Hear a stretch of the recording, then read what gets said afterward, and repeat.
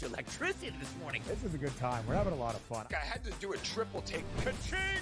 Why? Because of parity. I didn't mean to offend. Yeah, it's not going to happen. Load management is a dirty word. Let him rip. You know what? Circumstances provide the results. What? How do you do this once? Oh, Donnie, you got such a good show there. A network that is booming. The Early Line, only on SportsGrid. Anyone that's been to a sporting event, the atmosphere before a game, I think Game Time Decisions has that same exact atmosphere. This is our arena.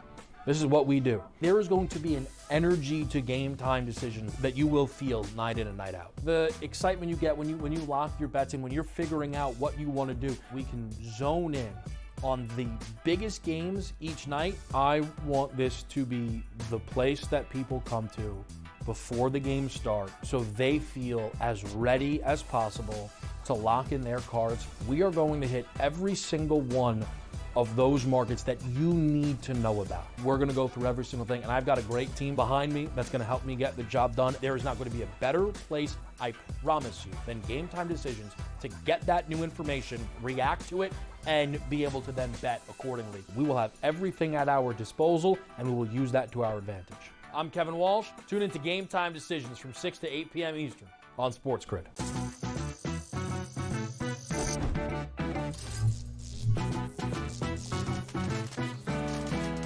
Did you know sportsbooks tend to draw up tighter bet lines for events that get even more bettors, like championship games or major matchups? My tip, try betting on less popular sports. You might have a better shot at beating those odds. Now, go get lucky. See you in Las Vegas. Let's get lucky.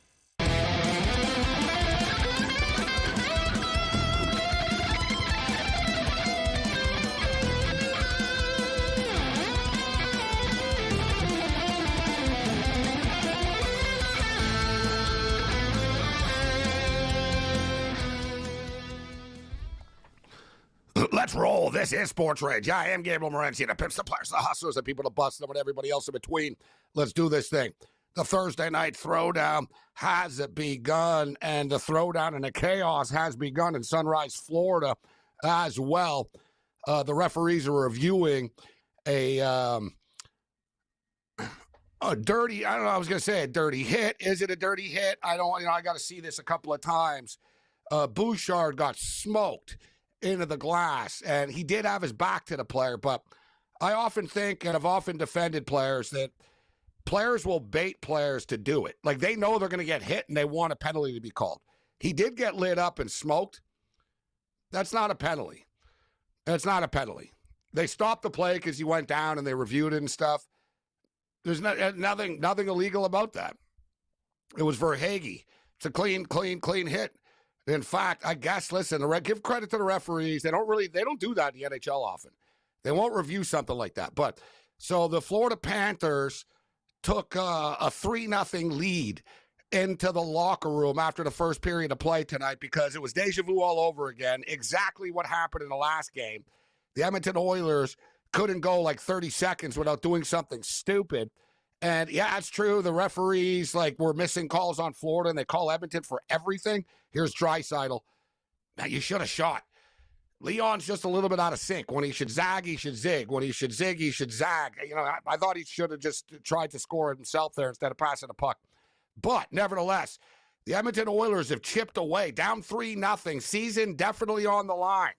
Coming off a 6-1 rout loss, down 3-0. You're outscored 9-1. In the last 4 periods of play. I tell you what, I would have liked to have been in that locker room. I would have freaking lost it. And listen, it's kind of cliche and yelling and all that stuff. Especially in the modern world, it doesn't really work to go Bobby Knight style, but I would have. And not even if I was just a coach. If I was Connor McDavid, if I was a player on the team, I would have stepped up and really started to flip out and say, guys, if we lose tonight, we're losing the Stanley Cup. And we're losing because we're beating ourselves. Point blank. The Edmonton Oilers beat themselves in the first period of play. They learned absolutely nothing. Evander Kane, was it a soft penalty? Yeah, kind of, but whatever, dude. The guy's always doing things. So, God, now Draisaitl's in the bench, in the box, on the bench in the box. Bad move, giving the Panthers a power play late in the period like this. It's 20, and now they're going to get a power play carrying into the third period of play, even if they don't score here with 20 seconds left. But I tell you what, we got some big time drama here, and we got ourselves a hell of a hockey game, and the series really is on the line. The Edmonton Oilers can't win the Stanley Cup tonight. They can definitely lose the Stanley Cup tonight. We posted, we've been tweeting during, big save, Pickard. They pulled Skinner. And it wasn't Skinner's fault. They were down 3-0. And in fact, it could have been like 7 or 8-0 if it wasn't for Skinner. So, like, the pulling Skinner thing, like, I was like, really? Did he get hurt? Like, but at the same point in time, he's coming off a game where he just got lit up. The dam had broke again. It was 3-0. I don't have a problem with it. In the same way that, listen, it cost DeBoer's job in Dallas because they threw Ottinger under the bus, but like he said, he goes, listen, we just couldn't have like what happened in the last game happen all over again. And we talked about it. I brought it up. I said, listen, all right, you want to have a shorter leash with Skinner tonight. But to me, Skinner actually kept them in the game in the first period. Like the last one, dude, the last one shouldn't even count it. The Florida Panthers were up 2-0. There's like 40 seconds left in the period. It's a disaster for the Oilers. And the Oilers are getting called for everything. Like, put it this way. Like, if you were an Edmonton Oiler player, you're getting, like, a ticket for jaywalking. If you're a Florida Panther player, the cops aren't stopping you for, like, doing 80 in a 55 zone. Like, you know what I'm saying? Or a 30 in a residential zone. Like, you know what I mean? It's like there's a little bit of a double standard here going on. There's without a doubt. But at the same point in time, the Oilers keep doing stupid things. So it sort of compounded it. Like I've always said, 2 things can be right at the same time. I know it's hard to believe for a lot of like small-minded, stupid people on what they call social, which isn't very social media. But like the Oilers could be getting dominated and the referees could suck. Is that too complicated to understand? Like 2 things can be right at the same time in this world. Not everything is black and white. Not everything is, no, I'm on this side, you're on that side. I can't look at facts. No, the facts are the Panthers do get away with more. The facts are the Oilers are, the Oilers were getting dominated, and that wasn't the referee's fault. It wasn't the referee's fault. The Oilers had like 1 shot on goal in the first 6 minutes of the game, right? Like, but 2 things can be right at the same point in time. Yeah, at the same time, it's, people will talk about this and that, and it's not a Canadian and American thing right now. Gary Bettman couldn't care who wins the Stanley Cup right now. It is what it is. The ratings aren't changing whether Florida, you know what I mean? It's about ratings to them, and the ratings are the ratings. It is what it is. He doesn't want to see a team from Canada get to the Cup, but once the team from Canada's in the Cup, he doesn't care. So it's not that, right? And I know people like, there's a lot of conspiracies, this and that, and with the NHL. And I've spun some of them. I've been the founder of some of them over the years, right? And there's more of them. But when I'm bringing a team back to Atlanta, we'll get into that a little bit later on. Like, that might be the stupidest idea. This is something we're going to go old school here, but like bringing an NHL team back to Atlanta is like finding out that they're going to spend $3 billion to make Ishtar 2. Maybe the biggest cinematic bust in the history of film, right? Ishtar. In the great words of Larry King, Coke is a great drink, but so is Pepsi. If you're going to see one movie this year, make it Ishtar. I like the Spurs to win the NBA championship. We miss you, Larry. Larry King had the best radio show. He'd interview like some athlete or a politician or something. He'd be completely unprepared, wouldn't know anything about anything. He had like Seinfeld on. He's like, so what's your show about? Like he literally like really did not care. But then like the best part of the show would just be him for like the last hour, just his train of thought. Right? Oh, I was at the dry cleaner today, and he'd tell a story about being at the dry cleaner, and I'd just randomly tell you, oh, yeah, I like this horse at Saratoga tomorrow. It was great old school radio. So we miss you, Larry. But, yeah, I couldn't help but think, what's like the stupidest idea ever? Like the movie Ishtar 2? Yeah, let's make a second Ishtar. Bringing an NHL team back to Atlanta. Like, I can't even, like, we'll get into that later. I'm speechless. I'm speechless. An NHL team in Atlanta, hasn't that been done and failed like a couple of times already? But Gary Bettman loves the South, so maybe I'm wrong. Maybe he would actually prefer if the Panthers won the Stanley Cup here. But we got ourselves a game right now. So, we posted online during the game over 6.5 when it was 3-0 after the first period of play. It was minus 170. But that cashes. So updated number right now. The Edmonton Oilers are plus 105. The Florida Panthers are minus 135. The total is over under 8.5 right now. Over 8.5 is minus 125. Under 8.5 is minus 105. So look, 4-4 gets us there. This has been a wild game. We've had 3 goals in the first period, 3 goals in the second period.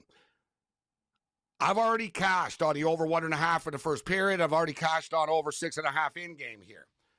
So I'm not really in a, I can't lie to you and tell you this screams. Nothing's jumping off the screen at me besides just my gut that this is not some crazy period with a ton of goals, that this gets serious now. The Stanley Cup is on the effing line right now, the next 20 minutes, guys. So I can see this potentially going to overtime, tied at 3, maybe a 4-3 winner, 5-3 with an empty netter.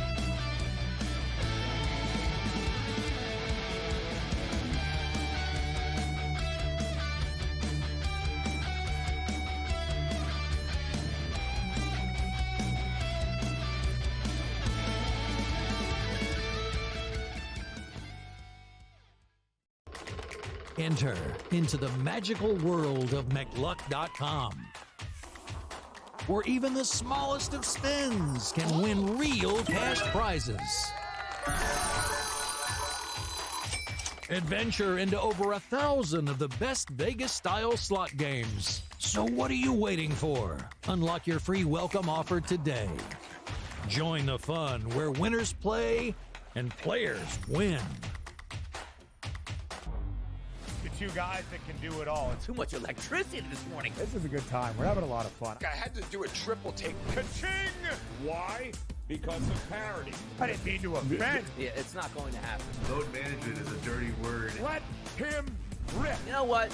Circumstances provide the results. What? How do you do this once? Oh, Donnie, you got such a good show there. A network that is booming. The Early Line, only on SportsGrid. Anyone that's been to a sporting event, the atmosphere before a game, I think Game Time Decisions has that same exact atmosphere. This is our arena.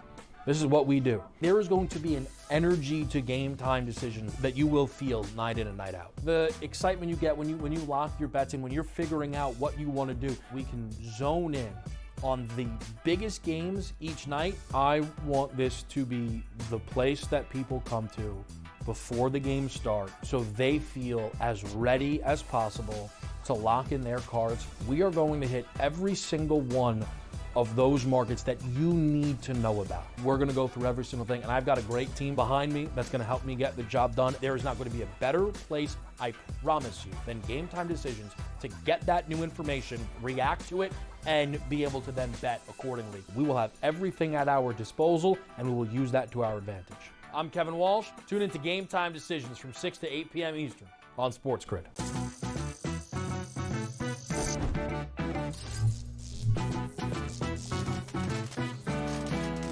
Did you know sportsbooks tend to draw up tighter bet lines for events that get even more bettors, like championship games or major matchups? My tip, try betting on less popular sports. You might have a better shot at beating those odds. Now, go get lucky. See you in Las Vegas. Let's get lucky.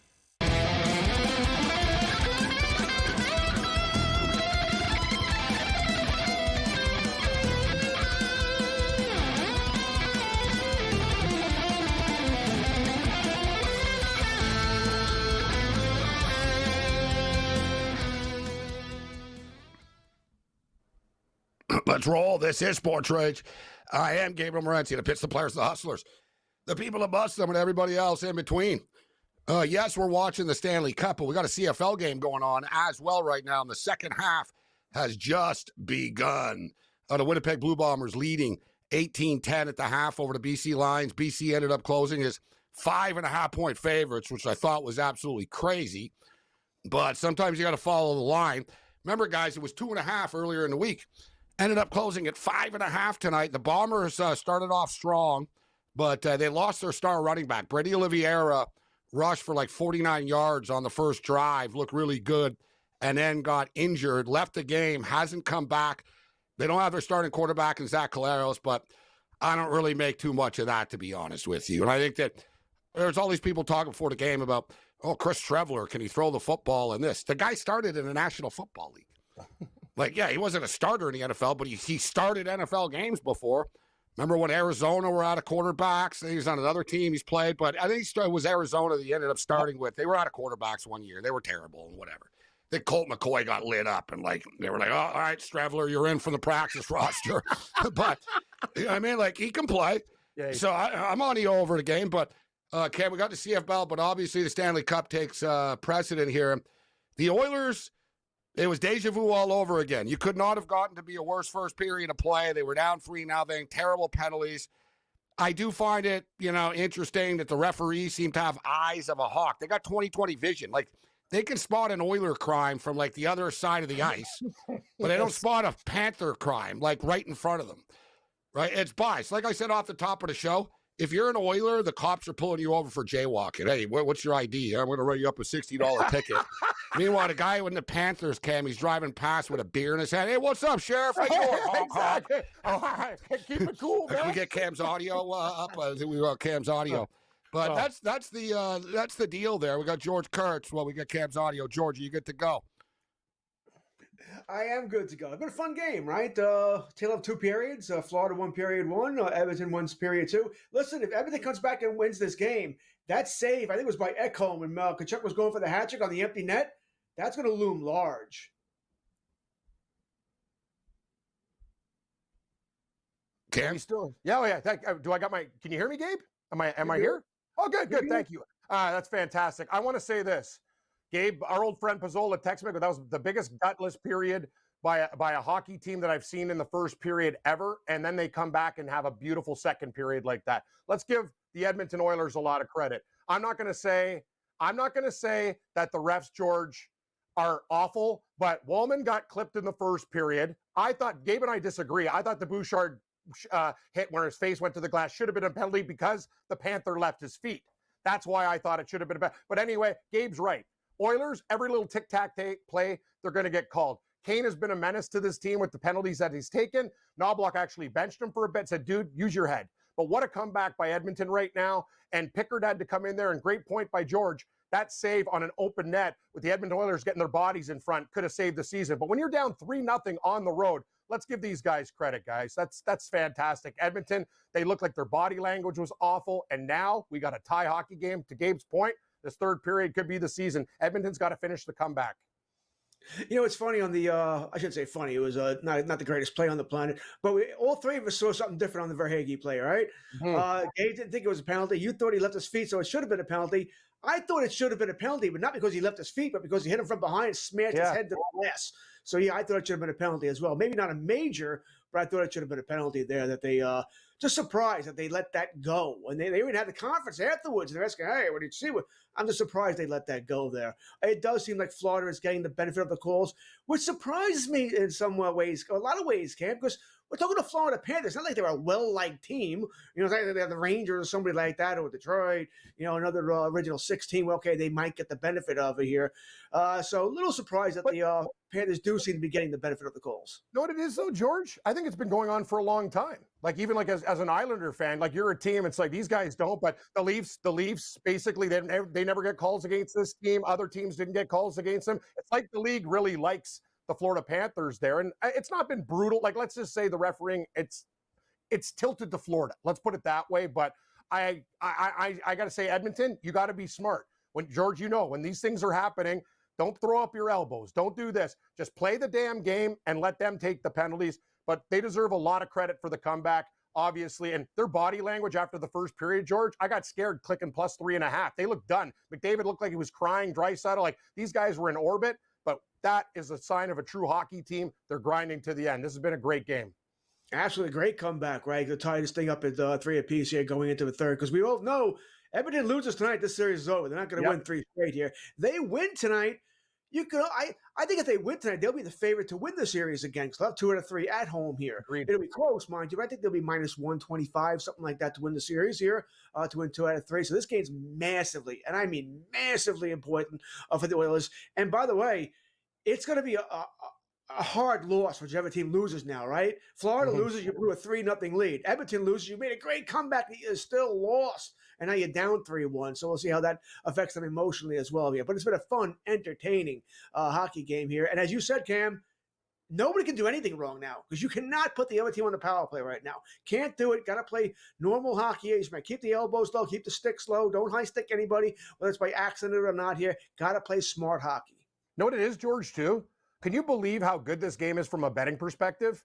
Say you take Florida, like you take Edmonton when they're down 3-0. George, I got plus 3.5 with very little juice because they're taking into consideration the empty netters at the end if Edmonton doesn't come back and all the other things. And by the way, you know me, I'm always saying, oh, everybody's on one side. How the hell do you take an under? Another over in the game already. We're 3-3. It's already over. First period over. Goals galore. You can't bet an under in this game, buddy. You just can't. It's the offenses are too good.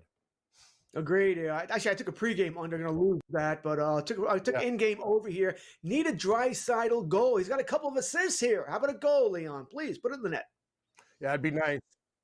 And it's going to be back, but I'll disagree with you guys. Like I said, I'm not sure this thing opens up. I like the under 8.5. I've already hit over 1.5 and 6.5, but I don't think this continues like craziness. I think this thing tightens up right now. It could. It's better.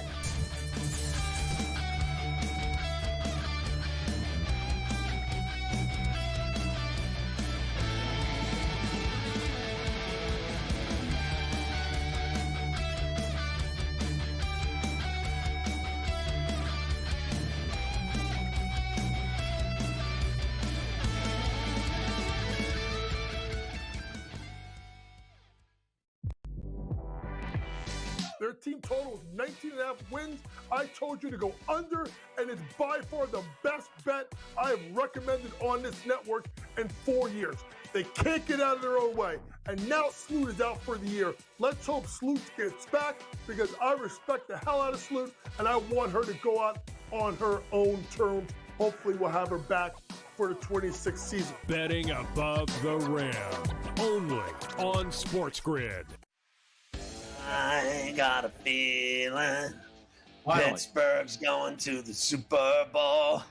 I got a feeling there is no chance they're going to the Super Bowl with Aaron Rodgers. I'm just kidding. They're still not expected to have over 8.5 wins. They're still not expected to have a winning record. Now, I know things could change for the next 24 hours. I get that. But everyone expected Aaron Rodgers to sign with him. He's going to sign with him. Pharrell Coast to Coast. Only on SportsGrid. The two guys that can do it all. Too much electricity this morning. This is a good time. We're having a lot of fun. I had to do a triple take. Ka-ching! Why? Because of parity. I didn't mean to offend. Yeah, it's not going to happen. Load management is a dirty word. Let him rip. You know what? Circumstances provide the results. What? How do you do this one? Oh, Donnie, you got such a good show there. A network that is booming. The Early Line. Only on SportsGrid. Foul him! Oh, Freddie. Jacob! Yes! Oh! It was never in doubt! It was never in doubt! Oh, there's points falling out of my eyeballs! Oh, James Johnson to the chin! Everybody gets home! In-game live. Only on SportsGrid.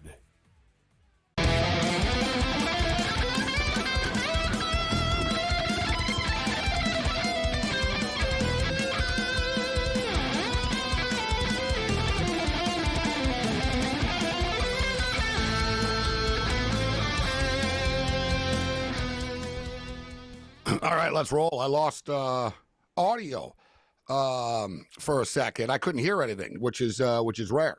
That's actually never happened to us before. It happens to the guests sometimes, once in a while and stuff. But I'll blame Kurtz. As soon as Kurt stepped in, I couldn't hear anything suddenly. I'll blame Kurtz. I don't know. When he joined us, everything was fine, Cam, until then. Always get blamed. Always get blamed. No matter what. It sometimes My happens wife- when a third person You jumps live in the in, house? somebody You're right. else will get sort of rattled. Like nothing changed for me. I'm sitting here like I'm talking to myself. I'm like, hello, and I see you guys. I'm like, I can't hear you. Like I can't hear anything. Like, so I knew the commercial break was coming up in a minute or two. So it's all good. So good to see you, Kurtz Cam. So yeah, it's 3-3 in a hockey game. We're just starting a period right now. There's a dangerous situation here.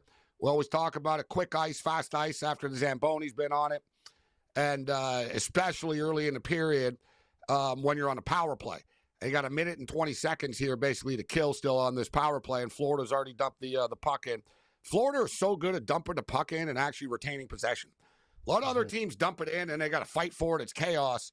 They really have a method to their madness. Like, they really do have a plan, the Florida Panthers, when what they want to do. And we'll see if Edmonton can get through this. Is a dangerous, dangerous opening minute. But as I was saying, before Kurtz ruined everything, but as I was saying, all kidding aside, I'm not sure. I know they're on the power play right now, but I think this is going to tighten up, guys. I don't think this is going to be like 5-5 going to overtime. It's 8.5 now, so obviously 4-4 would win you that bet. I'm not sure. Maybe somebody scores to make it 4-3, and then they score an empty netter after at 5-3. So I know both of you guys were saying you don't want to take a look at it under, but that's my gut feel that it does not get to like 9 or 10 here. That it hits 8 only. I agree with kind of the method to your madness, because teams are going to have to play really defensively and they're going to have to worry, and that Edmonton has to kill this power play. I agree with you 100%. But no, I'm referencing like first period overs in the series a lot. Like the way these teams come out, it's unbelievable stuff. But I'm kind of with you. Like 8.5 is interesting, right? So even if the other team goes up, say Edmonton scores 4-3, empty net, or 5-3, the under could be a play because you can't afford to make any mistakes. Crazy game so far. So there was a lot of talk, guys, about Skinner coming into this game. And his numbers in game 4, 6-0 in his last game 4 is 1.2.4 goals against in those games.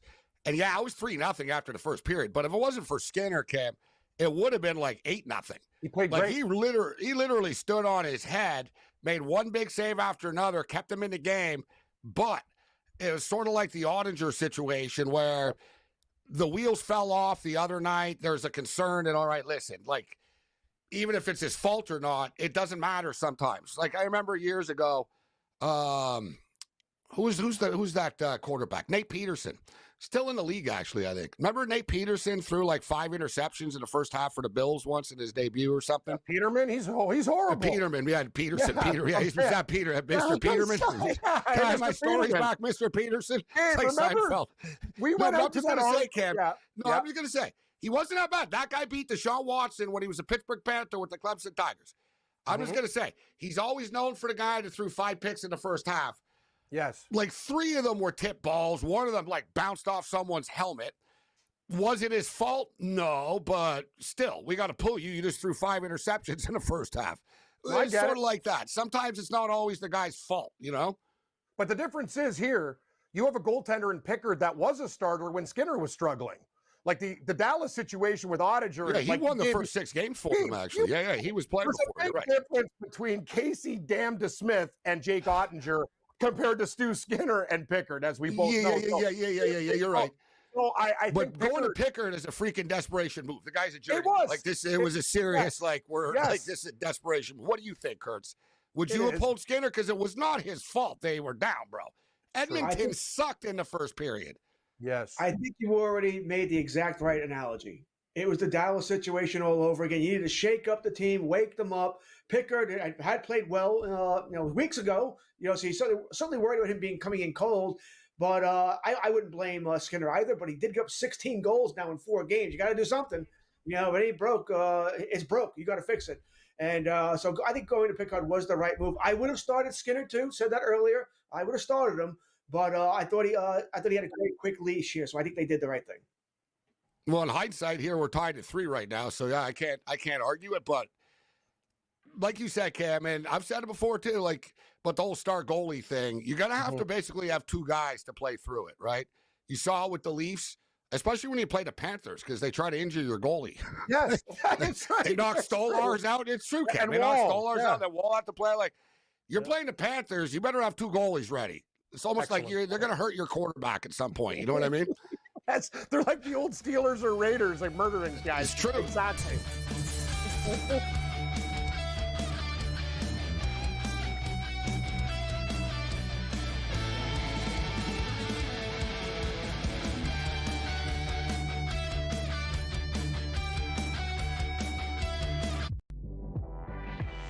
Their team total is 19.5 wins.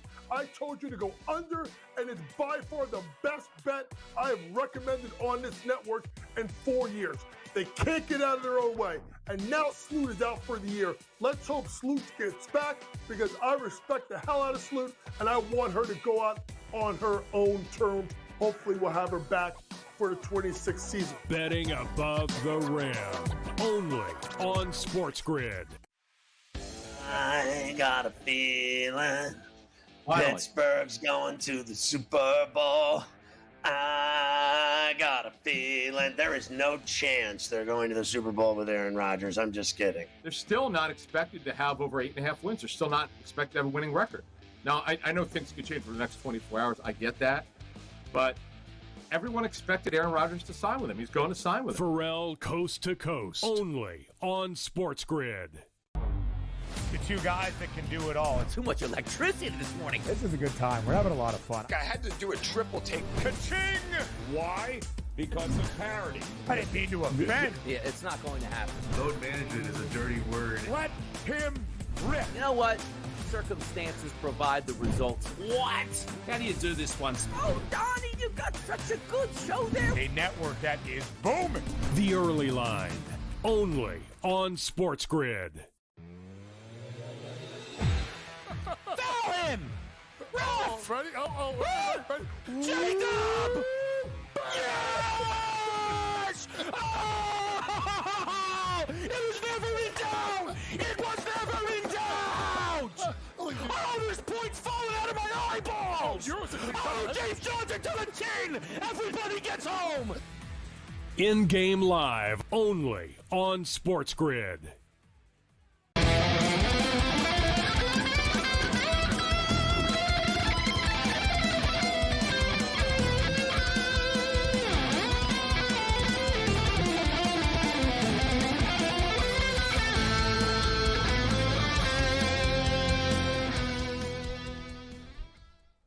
All right, I'm Gabriel Morency. Let's do this thing. It's the Thursday night throwdown. We got Bovey on the radar. We got Kiev, O'Neal, big card Julio.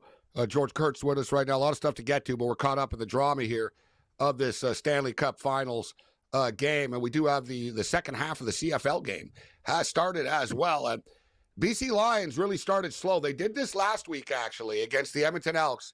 They were down 18-3 at one point in this game. I see right now it's 25-17. For the Winnipeg Blue Bombers with 6 minutes left, Cam. I don't know what your bets are with this. The point spread got up to 5.5. Total closed at 48. Pretty good number right now. We're rolling along, obviously, for the over, already at 42. And, oh, God, here's a big return for Winnipeg just returned it into BC territory. So we're already at 42 right now with 6 minutes left in the third. I'm on the over. I got teased with BC.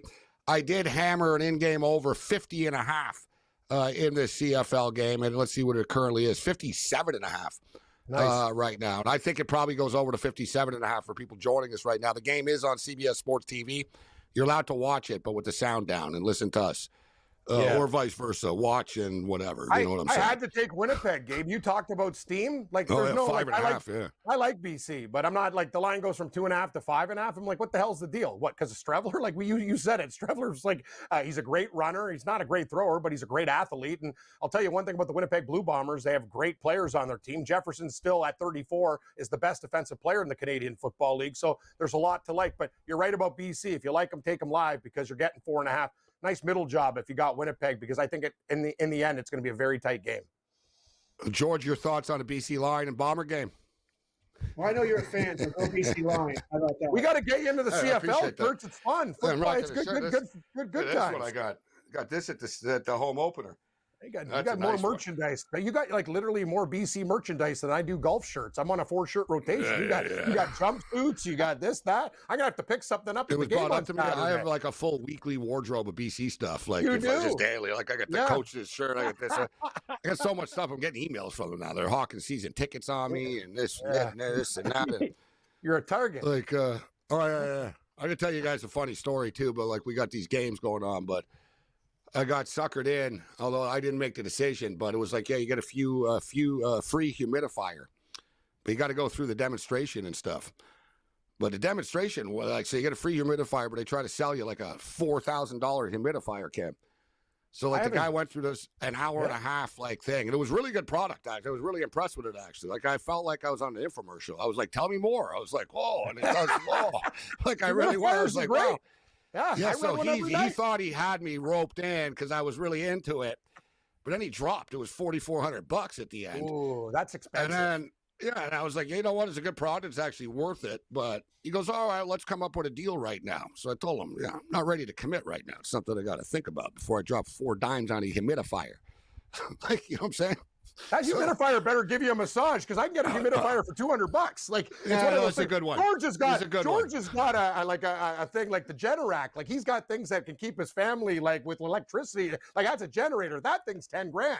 I can understand that. Gabe, I got to be honest with you. Does that humidifier like make meals? Because I've never seen a $4,000 humidifier. It's got to be special. I'll go over the features later. You'll be impressed. You'll be impressed. Better have meals. I'm tough to sell, but I told him, dude. And it was one of those, I told him, listen, I'll think about it. And he got like that disappointed salesman look, like, he starts packing up like upset. I'm like, what'd you think? I was just going to like hand over $4,400. Like, yeah, like, crazy. Like, especially too. Told him I said, and the hockey game's on in an hour too. And he goes, oh yeah, who's playing? That wasn't a good sales point. I was like, the Oilers are playing. We got to go. You lost me. Yeah. No respect for the salesman. He doesn't know who's playing in the Stanley Cup. Yeah, it's like you don't got to be a fan, but you got to drop it. Like you got to like. That's what my buddy told me, Gabe. Fast talk. And Mike said, when you're in sales, you got to know 5 minutes about every topic in the world because people are different. Ready. Yes, exactly. Politics, music, sports. Hey, how about that Taylor Swift tour? Huh? Like, you know what I mean? Like, he's at the Panther game with Kelsey. It made my blood pressure boil. I'm like, again? Like, get off my TV. Like, if you're a salesman, you got to be like Jimmy Fallon, full sellout to everybody. Yeah, you're right. Yep. That's the greatest. Like Shaq gotta shake it off. Shake it off. Shaq sells it. Yeah, Taylor Swift is in the house. People are wondering who she's cheering for. The Oilers are pretending she's cheering for them because there's a picture of her and Skinner together. He went to her concert or something like that. But so 3-3, guys. I'm telling you, I told you the 8.5 felt high to me. Down to 7.5 right now. But talking about overtime, there's a lot of time left in this game, and you're getting no value whatsoever for this game to go to overtime right now. Like the odds makers, the sports book is expecting it. The computer expects it. Will match go to overtime right now? Yes, plus 105. Nothing. Can't. You need better than that. Too much time left. Oh yeah. I'm really surprised that Sam Bennett's in the penalty box because he never does anything. He's like Mr. Gentleman, like on the ice. Like that guy could be the dirtiest player. Like we talked about Kucherov and slew footing. Sam Bennett is like literally carrying foreign objects. Like he's the dirtiest guy going. Like he's unreal. He does it well. But he's good though. That's the thing. Like remember who was the other Marchand guy? Not Brad Marchand, but remember the old Marchand guy on the Sharks camp? Remember George? He was the dirtiest like knee on knee guy. Like he tried to ruin your career. Like he was just a mean son of a bitch. Marchman. His kid plays for Dallas. Yeah, he's a psycho. Is that his son on Dallas? Really? Yeah. He's a dirty player too, just like his old he's man. A dirty. Sure, he's a dirty kid too. It's true. He is. But Bennett's good at it. Like the fact that Bennett plays for Team Canada too, Cam, softens the blow for me. Yeah, I get it. I see red when I see the Panthers, right? It's just like I'm just done with these guys winning all the time. Like I got to give the Oilers credit. Bennett and Connor McDavid are childhood friends, man. Imagine these two intense little like son of a bitches. Oh yeah, imagine me and you, Kurtz. We're on the travel team. We got to play these guys. You're dead. I got my neck slit. Kurtz is out. Turns out they were rivals as kids, but friends. Yeah, interesting. Yeah, like McDavid's from Newmarket. Yeah. Remember that crazy dude? We went out to Newmarket once. Crazy. We used to have fans in Newmarket. Went to his bar out there once. Newmarket's like an hour out of Toronto type of deal. And nice. I don't know the other town that Bennett they brought up. Chris Cuthbert likes to drop the towns.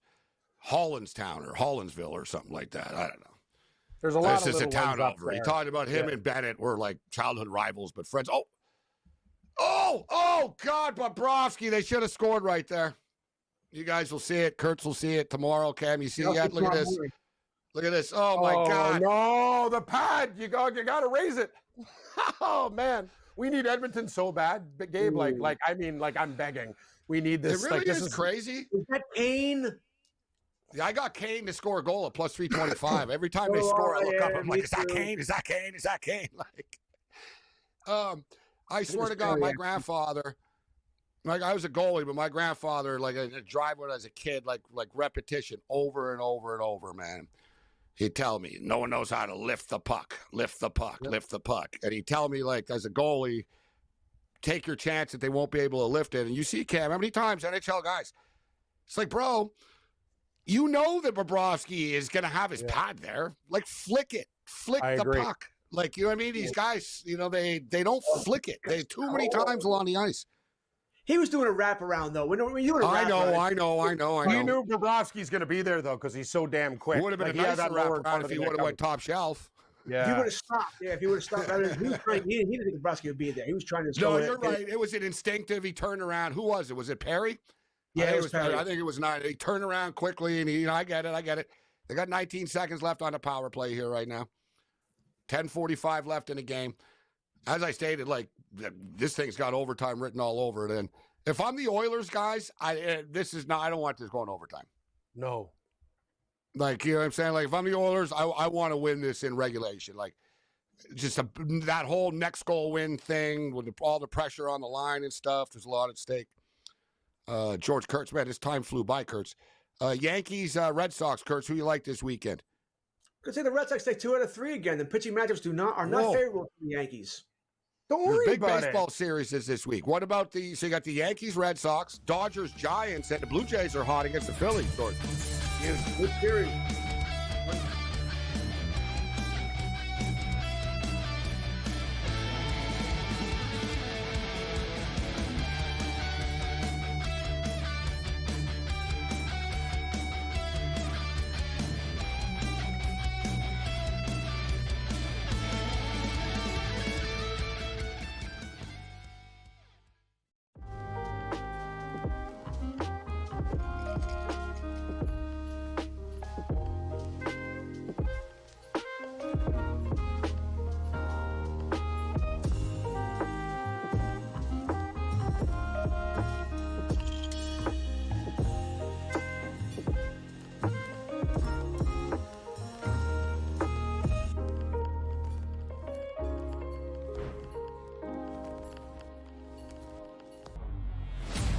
I'm with you in that you're going to have to take calculated risks. And that's what Leon Rose has been about since he's been here. And he's been measured. He hasn't been gung-ho in terms of mortgaging this franchise's future for immediate gains. They have had a prudent approach, and you're going to have to roll the dice in certain respects to get to that top level. And you're right, Donnie, when you look at next season, all things considered, you hope that they're healthy, and if they roll over, say, 85 to 90% of this roster, this is a top 3 team in the East. With Boston coming down, you know Milwaukee's going to come down, and so you have to figure it's going to be Indiana, the Knicks, the Cleveland Cavaliers in some sort of order in the preseason rankings. And so where they go from here, Jason Kidd is obviously the hot name right now. Things both sides are interested from what we've heard in terms of Kidd and the New York Knicks. Is he that championship caliber coach to take the Knicks there? The Early Line, only on SportsGrid. Here we go at Oakmont. Let's start with the course. What do we know about this course? How long is the rough, and does course history come into effect for you this week? The U.S. Open has always been billed as the most difficult test of golf there is on the planet. And I tell you what, it's often labeled as the most difficult golf course in the world is Oakmont. Game time decisions, only on SportsGrid.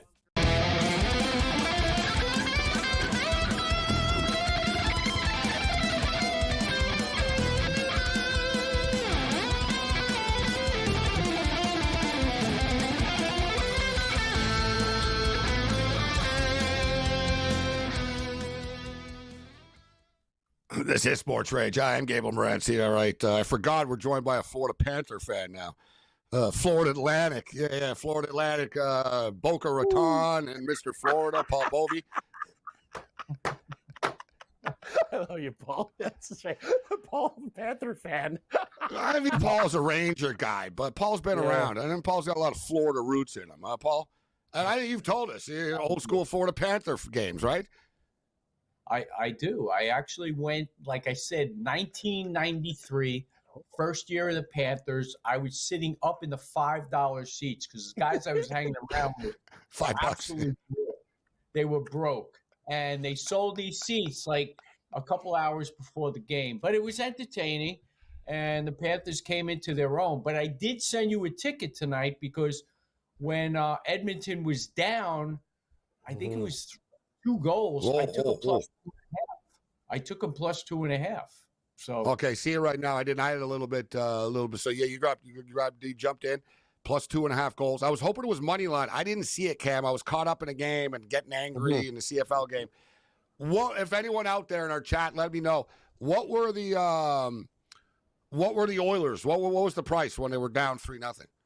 I'll tell you what it was because I'm going to guess plus 750. No, there was a wide spread, but it was like minus 950 plus 554 when I made it. Okay. All right. So that's what you saw. Thanks. Huh? Change, Gabe, because they always. I wanted a little more, Cam. 7.5. Yeah. I always want more. I got 3.5. I got 3.5 with very little juice when it was 3-0 because they think, oh, the Oilers are going to collapse and stuff like that. That's a beautiful thing about hockey, Gabe. Like you knew if they got that 3-1 goal, it's on. 4-0, you're dead. But that's and they did. So we're there. Yeah. A nice move by you, Paul, jumping in instead of getting greedy with the money line. Oh my God! Now they nearly just scored Edmonton. It was Nugent Hopkins was a nice shot out of the blue. I tell you, Nugent Hopkins been really good. He's also hurt. He's playing hurt. Me? I should have taken the money line. Hey, by the way, I got to see this $4,000 humidifier. Man, this is unreal. I know you're just starting. Yeah, no, what's the deal? Like I got a humidifier. It's $100. Like, it's amazing. So this like, it's got missed. It's clearly one of these that he comes in. Listen, this isn't some sort of pyramid scheme or whatever it is, but we're going to give you this $200 free humidifier. So that's how it started. So you get a free $200 humidifier. And it was pretty good. It's like water based and blah blah blah. Yeah. And it was like very good. And I was like, yeah, pretty impressive. And I'm like, so here comes the sales pitch. And then he busts out this big thing. I said, this thing looks like it's built for an effing factory. He's like, no, it's for homes. And I'm thinking, I'm not a casino, bro, Cam. Like, it's like a carpet cleaner, humidifier, like it does windows. It's like I swear to God, it does a million things. It's really good. But I brought it up a couple of times. I said, yeah, this is really good for a business. Yes. You know what I mean? Like a $4,500 humidifier. I said, yeah, if I was running a casino or something, it'd be great to have get a generator for $4,400. You go get like Kurt's a Generac. Like, what are you doing? Like that's your family. Paul wants to see this yeah, I want to see it too. Actually, I want to see a $4,000 humidifier. I'm a humidifier guy. I actually travel sometimes with a humidifier. If I go to Vegas, I need a humidifier. That's one of my first. No, this was a good one. I'm not even going to bring up the name or anything. I'll send you guys a link. It is good. I really was. I seriously was impressed with it, but I wasn't just going to agree to drop $4,500 on the spot, like after a little infomercial in my living room. I'm just saying. Are you, Gabe? Are you a timeshare guy? Will you sit through a timeshare for a free Subway sandwich or something? No, I never did. I used to get hit hard for that in Vegas. I've done that before. Yeah, but like, what's it worth though? Like, you know what I mean? Depends on like, for what? Would you do it for a free night in the hotel type of thing? You get a free night, but yes, Cam says yes.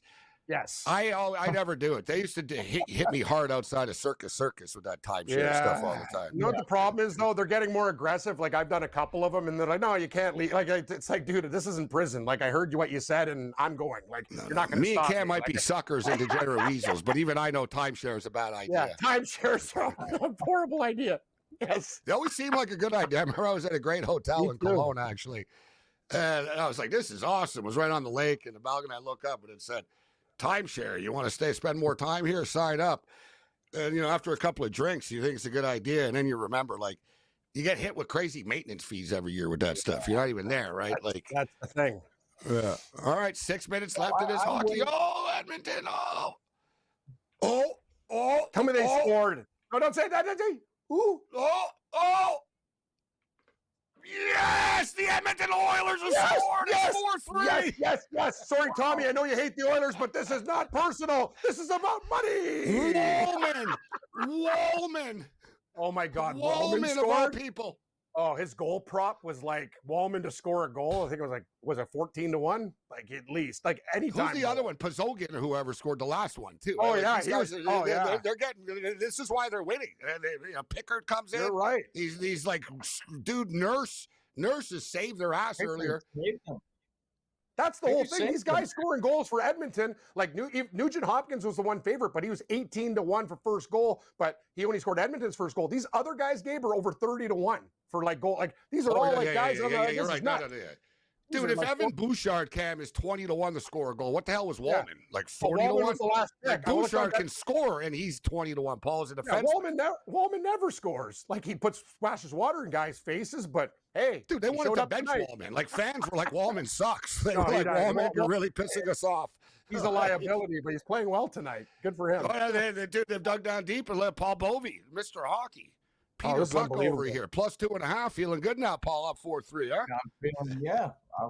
I'm ready to catch. I don't even think I could mush myself here. It's impossible. Hey, don't be a lemon. Come on, Paul. We've been through this stuff before. Oh, God, Florida just scored. Steve Stanley, Steve Panthers hearing you. We'll keep it low. So now the pressure's on Florida suddenly, but they're good at responding after goals. We've got about 5 minutes left in this hockey game, 5:39 to be exact.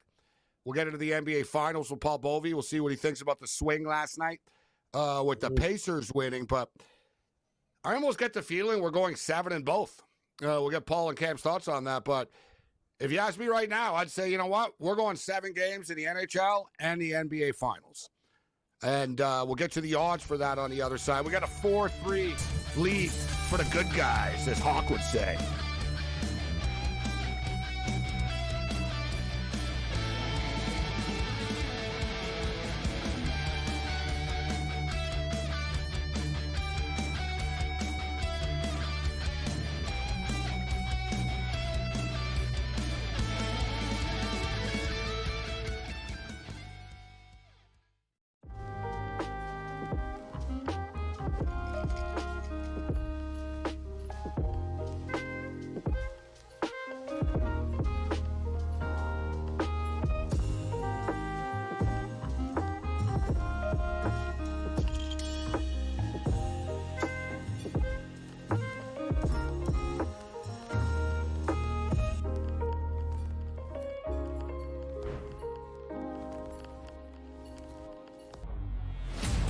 I'm with you in that you're going to have to take calculated risks. And that's what Leon Rose has been about since he's been here. And he's been measured. He hasn't been gung-ho in terms of mortgaging this franchise's future for immediate gains. They have had a prudent approach, and you're going to have to roll the dice in certain respects to get to that top level. And you're right, Donnie, when you look at next season, all things considered, you hope that they're healthy, and if they roll over, say, 85 to 90% of this roster, this is a top 3 team in the East. With Boston coming down, Milwaukee's going to come down, and so you have to figure it's going to be Indiana, the Knicks, the Cleveland Cavaliers in some sort of order in the preseason rankings. And so where they go from here, Jason Kidd is obviously the hot name right now. Both sides are interested from what we've heard in terms of Kidd and the New York Knicks. Is he that championship caliber coach to take the Knicks there? The Early Line, only on SportsGrid. Here we go at Oakmont. Let's start with the course. What do we know about this course? How long is the rough, and does course history come into effect for you this week? The U.S. Open has always been billed as the most difficult test of golf there is on the planet. And I tell you what, it's often labeled as the most difficult golf course in the world is Oakmont. Game time decisions, only on SportsGrid.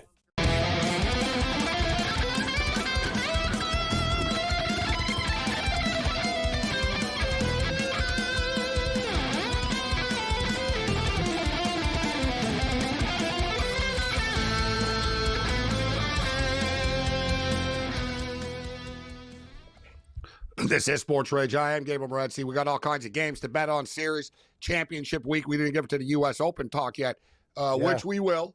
But Stanley Cup Edmonton Oilers, dramatic comeback. This could be the difference in the series here, man. Coming back and winning this game. But like I said earlier, they couldn't win the series tonight, but they could definitely lose it, being down 3-1. Quick check in the CFL. The Winnipeg Blue Bombers just took a 34-20 lead.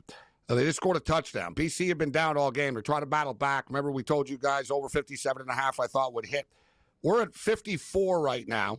There's 12 minutes left, and the in-game total is 64.5. This game's going over. It sounds like a lot of points, but guys, this is not like. So we're at 54, 64.5 right now. There's 12 minutes left. This is going to be eternity in the Canadian Football League. Oh yeah. BC are going to respond here right now.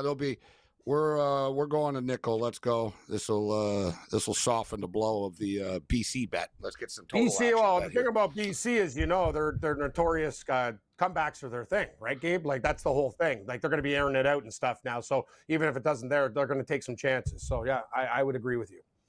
All right, so we got big drama going on here. Always fun stuff when we got big-time games going on live. 3:51 left in the hockey game right now. And the NBA Finals have suddenly become an interesting series. Friday night, tomorrow night. So tomorrow night we got NBA live. Oklahoma City Thunder, 6-point favorites, total 225.5. Paul, are you surprised right now that the Pacers are up 2-1 in the series? If you remember when I was on last week, I said that the Pacers had a puncher's chance because they could shoot. Really hasn't been their shooting so much. It's been OKC's inability to execute down the stretch. They were outscored last night late, 25-12. And then in game one, I think they had 14 points in the last 9 minutes of the game, and they lose that one 111-110. If you're looking at this game tomorrow night and you are a value player, and most people that gamble look for value, you can't take the Thunder. This team has been, I'm not going to call them inept on the road, far from that, but they've not been good. They've been outscored by 57 points in the playoffs away from home. They're 0-8 against the spread now. 4-4 straight up. 0-8 against the spread on the road. 0-8 against the spread. So you're saying by laying 6 points that you feel they're 9 points better on a neutral court. And I just don't see it because right now Indiana is playing head-to-head with them. Shea had a poor game last night only because he had 6 turnovers. He's got to get to the free throw line more. But let's face it, OKC is bad. What's that? Did you guys notice SGA looked tired? Like he didn't look like the same person, Gabe. It looks like you see his frame, like it's a lot of basketball, right? He just didn't have that jump in his step. Like that team looked a little bit like, you know what I mean? It was weird. Like they didn't look like they had the energy they usually have. They're not the same team on the road, right? Yep. They're just they don't have the same energy. They feed off the crowd a lot. I brought it up, Paul. You talked about their lack of execution late.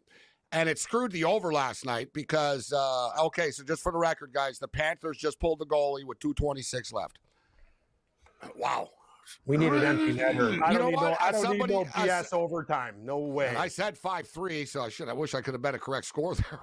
I love the correct score. Yeah, but you know what? As an Edmonton backer, I don't mind Cam pulling the goalie now.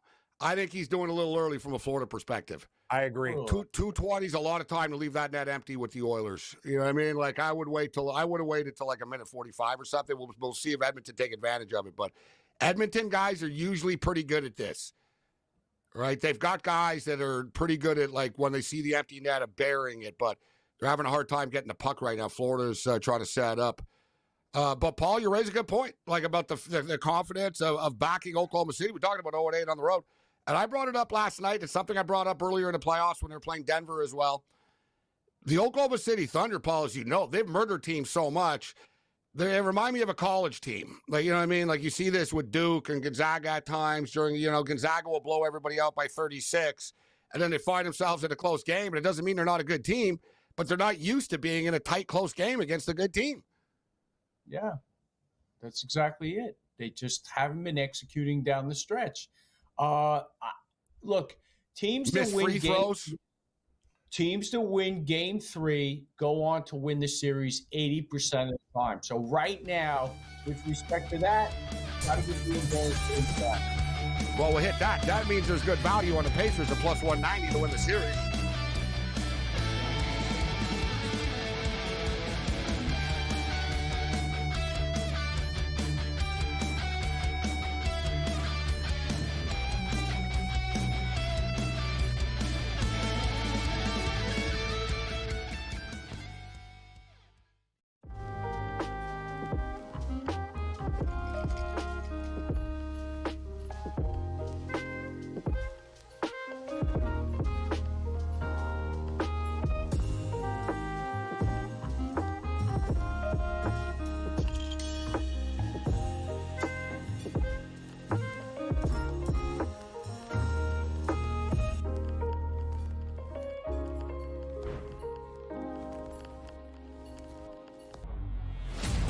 I'm with you in that you're going to have to take calculated risks. And that's what Leon Rose has been about since he's been here. And he's been measured. He hasn't been gung-ho in terms of mortgaging this franchise's future for immediate gains. They have had a prudent approach, and you're going to have to roll the dice in certain respects to get to that top level. And you're right, Donnie, when you look at next season, all things considered, you hope that they're healthy, and if they roll over, say, 85 to 90% of this roster, this is a top 3 team in the East. With Boston coming down, Milwaukee is going to come down, and so you have to figure it's going to be Indiana, the Knicks, the Cleveland Cavaliers in some sort of order in the preseason rankings.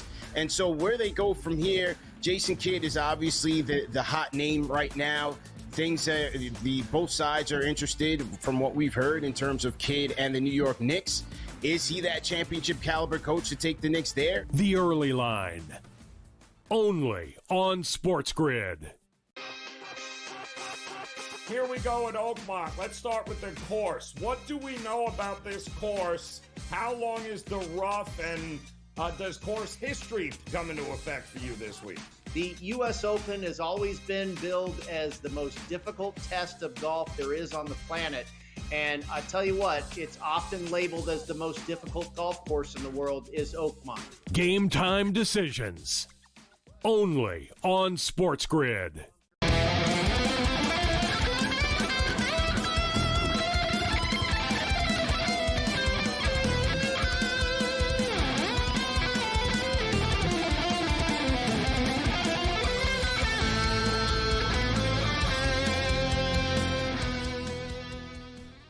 All right, we're under a minute left. Net is still empty. Just to clarify, we were talking about what it was when it was 3-0, and we were talking it was like plus 550 at 2-0, which is a big time number actually, only down 2, but things were looking terrible. But shout out to Mike Parsons in the Boston area, said he got a plus 900. Nick in Chicago plus 1000, plus 1000. So depending on the state. Shout out to our boy Kyle Johnson in Toronto. We were talking about dirty hockey players. Darian Hatcher. Oh, he was a dirty defenseman. Yes, he was. Screw me. You can't make this up. No, come on. No. The Florida Panthers score with 19 seconds left. What? And we'll be going to overtime, as I thought. Son of a bitch. Oh, my God. You got to be kidding me. Now. 19 seconds away, Edmonton, and you basically would have had the series. Like, you were right back in this. And you know what? It was Pickard's fault. It was a bad Pickard's after all I told that. you, Kelsey and Swift are cheering for the Panthers, are yucking it up. Get them out of the arena. These idiots. I can't believe this. 19 seconds. And it was a crazy sequence of events. Like, it was really like that. The puck line. So, dude, the Oilers so many times could have swatted that out of the air, and it bounced. It didn't go their way. Reinhart ties it with 19.5 seconds left. We're going to be going to overtime. That changes the mood of the show. It really is sports rage time now. I'm going to snap. Wow. It's like these NBA games at the end, though. Oh, big shot at the end, it's over. Just like, you knew it was freaking coming, huh? No, I don't even want overtime, Cam. It's good for the show, I guess. I don't even want this. I want them to win. I want this game to be over right now. You and Bovey could have won money. I don't care about, we want Edmonton. No, I don't care if we got overtime. Now it's going to be all stressed out on the thing. You're 10 seconds ahead of me in the game. I don't need this crap. Great, Edmonton. Like, seriously. I'm not even an Oiler fan, and you're torturing me. And I didn't even have like the plus pucks and all this stuff. These All right, back Panther to the fans, they don't CFL know game. how. Like, it must be so nice to be a Panther They're fan. a bunch of idiots. They don't even Yeah. cheer when they kill off a penalty. They don't even know what a penalty is. Florida All fans right. are the worst. Florida fans are Yeah. The I best live is when there. McKinnon comes on the show. He's know. like, "Yeah, you Panther and your 15 fans." It's like always ripping the Panther. They're a good hockey team. Hate to say it. The Heat They fans are the are. worst. The Dolphin fans are the worst. I You're don't right. Like care even the Miami Hurricanes, they talk about the U. Yeah, okay, it's 40 years ago. But look now, Paul. When's the last time Miami sold out a football game? The Hurricanes. It was a nightmare. Wow. Yeah, I Paul, got we no could've more won points in the together. CFL game either. I need some points in No. this game. I need 10 Things more. 10 more points. Things change on our 11 show more pretty points. quick. Yeah, they got sometimes back we're pretty quick. It we went from were a party. really Oh, this game's going to go yeah. over, and the Oilers are about to win. So I put a bigger bet on this, and now they're going backwards in a football game. I'm going to need 11 points in 8 minutes, which I can get still. But God, now the Oilers going to overtime, and it was only plus 115. But okay, so Paul Bovey in the house with us. So as you were saying, Paul, 80% of the time, the team that wins Game 3 when a series is tied at 1 goes on to win the NBA Finals. Now, you're not getting the same value as we were before the series started in the plus 450 range, but plus 500, etc. But if they have won 80%, what do you think about the Pacers now at plus 190? Is that worth a play in your opinion, or would you pass on that?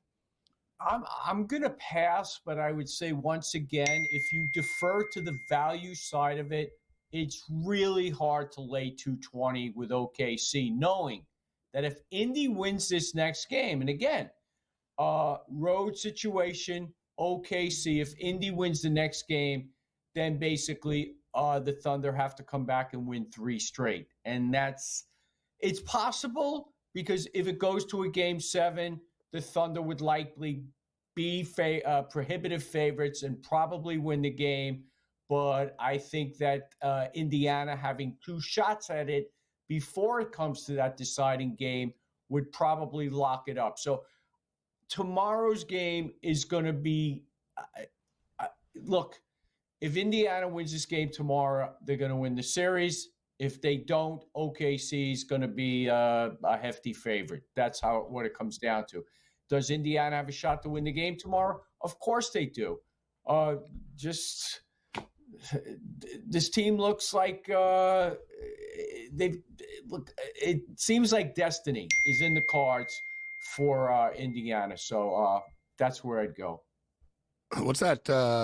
What is that? What's that dinging? Like, what the hell is that? It's loud too, man. Anyway, it ain't me. I'll tell you one thing. I'm taking the damn points with the Pacers. You're going to offer me 6, I'm in.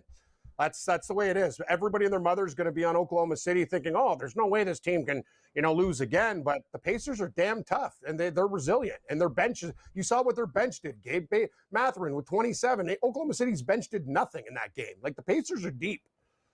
They're good. What do you think, Paul, of Matherin? He dropped 27 last night, as Cam mentioned. His prop tomorrow night, guys, over under 10.5. Ben Matherin is 10.5 points tomorrow night. Halliburton is 18.5. McConnell is 7.5. He had 10 last night. Nembhard is 10.5. Neesmith is 11.5. Shepard 2.5. Siakam 19.5. Miles Turner 13.5. As far as OKC are concerned, Jalen Williams 21.5. Chet Holmgren 15.5. SGA 33.5. What are your thoughts on the player prop points tomorrow night, Paul? I'm going to go with Chet over. Chet is 1 of 9 from beyond the arc in this series, and I think he's going to get that straightened out. He's been getting a lot of clean looks. He just hasn't been hitting them.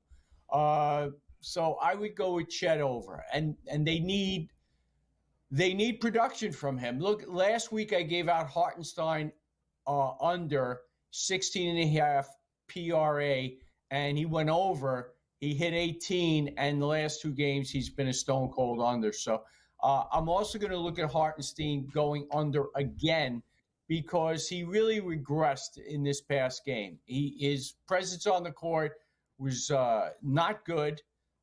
He was not strong under the boards. I think he came away with 4 rebounds in 18 minutes, and they pulled him.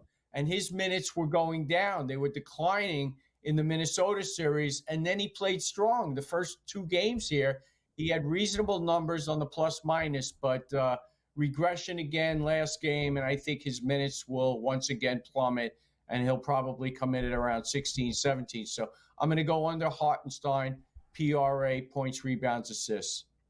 I can't disagree with that. And we got bad news for Winnipeg Blue Bomber BC, I should say BC Lion bettors. Masoli's coming in now. Nate Rourke's hurt. So Jeremiah Masoli, maybe you can provide a spark. Nate Rourke hasn't been great tonight, but there's 6.5 minutes left. He's been getting murdered all night. He's been limping around all night. I need 11 points in the next 6 minutes here. So either a quick touchdown, turnover, give me something, guys, here. And what do? They dump it off for like 5 yards to start the drive. So frustration kicking in a little bit here, and I cannot believe we're going to overtime right now. Very frustrating. Paul Bovey. Paul, we've had Vegas Matty on. It's nearly contest season. Man, life comes at us fast. Huh? Feels like just yesterday we were talking about Survivor late last year. How deep are you? Have you begun football handicapping at all yet? No, I usually I'm a last-minute guy, but I'm going to start ramping it up a little bit. I will be involved in Survivor. I'm not sure which one I'll go into. Certainly the $1,000 one at Circa, but I probably a Westgate 5,000. What about this what's this Grand Misimo one? Are you going to get into that 150K entry? Is it? It's 100, and if I could take on one or two partners, I will. I'm not sure what the field is going to be like, but it could be. Cam's your man. He's got 50K. Yeah, the Oilers are all scoring. Pull him out now.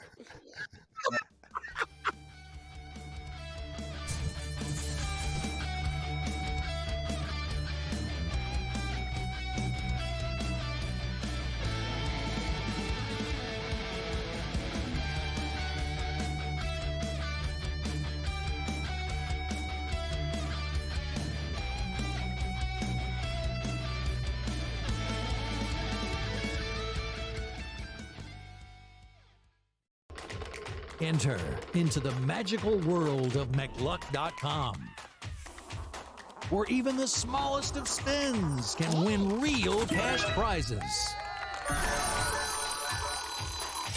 Adventure into over 1,000 of the best Vegas-style slot games. So what are you waiting for? Unlock your free welcome offer today. Join the fun where winners play and players win. Two guys that can do it all. Too much electricity this morning. This is a good time. We're having a lot of fun. I had to do a triple take. Ka-ching! Why? Because of parity. I didn't mean to offend. Yeah, it's not going to happen. Load management is a dirty word. Let him rip. You know what? Circumstances provide the results. What? How do you do this one? Oh, Donnie, you got such a good show there. A network that is booming. The Early Line, only on SportsGrid. Anyone that's been to a sporting event, the atmosphere before a game, I think Game Time Decisions has that same exact atmosphere. This is our arena. This is what we do. There is going to be an energy to Game Time Decisions that you will feel night in and night out. The excitement you get when you lock your bets in, when you're figuring out what you want to do, we can zone in on the biggest games each night. I want this to be the place that people come to before the games start so they feel as ready as possible to lock in their cards. We are going to hit every single one of those markets that you need to know about. We're going to go through every single thing, and I've got a great team behind me that's going to help me get the job done. There is not going to be a better place, I promise you, than Game Time Decisions to get that new information, react to it, and be able to then bet accordingly. We will have everything at our disposal, and we will use that to our advantage. I'm Kevin Walsh. Tune into Game Time Decisions from 6 to 8 p.m. Eastern on SportsGrid.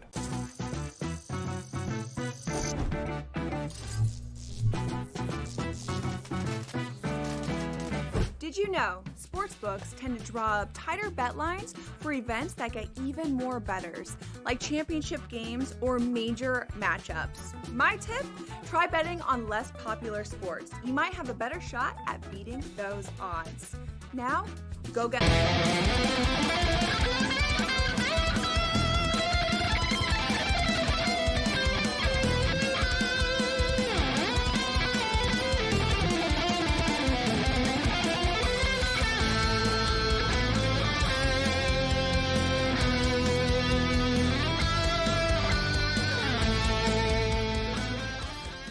This is SportsRage. I'm Gabriel Morency. I would say I'm shocked that Jeremiah Masoli just threw a stupid interception, but that's what he does. They need to have a better backup quarterback than this guy. Like, Cam, seriously, like he shouldn't Remember, he'd been done with Ottawa years ago. Like, what the hell? Yeah. What are they doing here? I can't believe they got he's still that Chase playing Bryce football. kid from Appalachian State on the team too. I was like, you know what? Put Bryce in. Like, he's a kid. Who knows? Maybe it's like you put these kids in the CFL. You never know. Maybe they'll light it up. But Mazzoli Gabe has had painful. so many injuries in his career too. Like, this guy's like a walking time bomb. He actually shouldn't be playing football. He's been through the ringer. Like, this guy. And the he's gonna worst get hurt. is, I need 11 points in the last minutes here. BC just threw a big pass. They got down to like the 40-yard line. I'm like, all right, good. Like, they need 3 or a touchdown, one or the other. And then Masoli throws an interception. And now Winnipeg are just running the stupid ball. It'll take a miracle to get 11 points on the way out here. And we did hit the over 48, and we hit the over in-game 50.5, but I just lost a nice big in-game over. And this hockey game was a real kick in the nuts. Right now, scoring with 19 seconds left. Let's bring in our main man, Kiev O'Neill, right now. The odds breakers in the house. And I tell you, Kiev, it's like the NBA. We've been talking about these late dramatic finishes with the Pacer games, and here we are in the Stanley Cup, another overtime. This is the third overtime, guys, in 4 games, man. Yep. Think about that. One of the games is a blowout, but this is the third overtime in 4 games. This is stressful, Kiev. And I'm on the Oilers, bro. So if they end up losing this, it's just torture, right? Being down 3-0, coming back, winning 4-3. This is very Buffalo Bill-like, bro. As a Bills fan, I can just sort of see this unfolding. And the Panthers are the Chiefs. Yeah.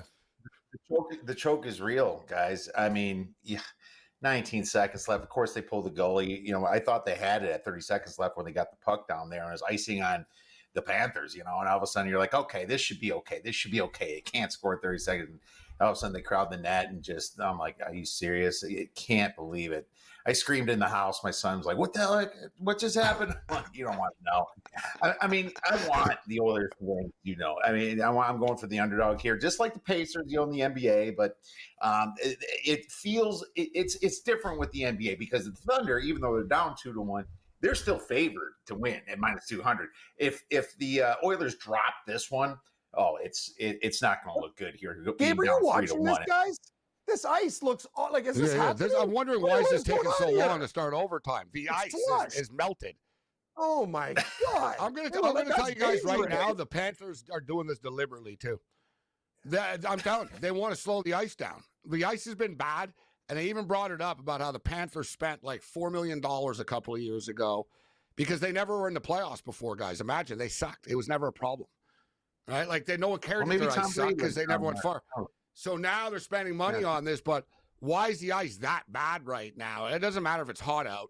It's slushy as hell. Like Cam said, they got a bunch of dudes. They're going over the ice still. And I noticed they're doing it in the dark, too, which is pretty shady. Yeah. I don't trust them. I'm with you, Gabe. What the hell's going on here? There's guys in weird tracksuits in the dark trying to fix ice that looks like it's from a fishing hut. Like, I saw scrapes in it, holes. Yeah, it looks like it's one of those Lake Tahoe outdoor games.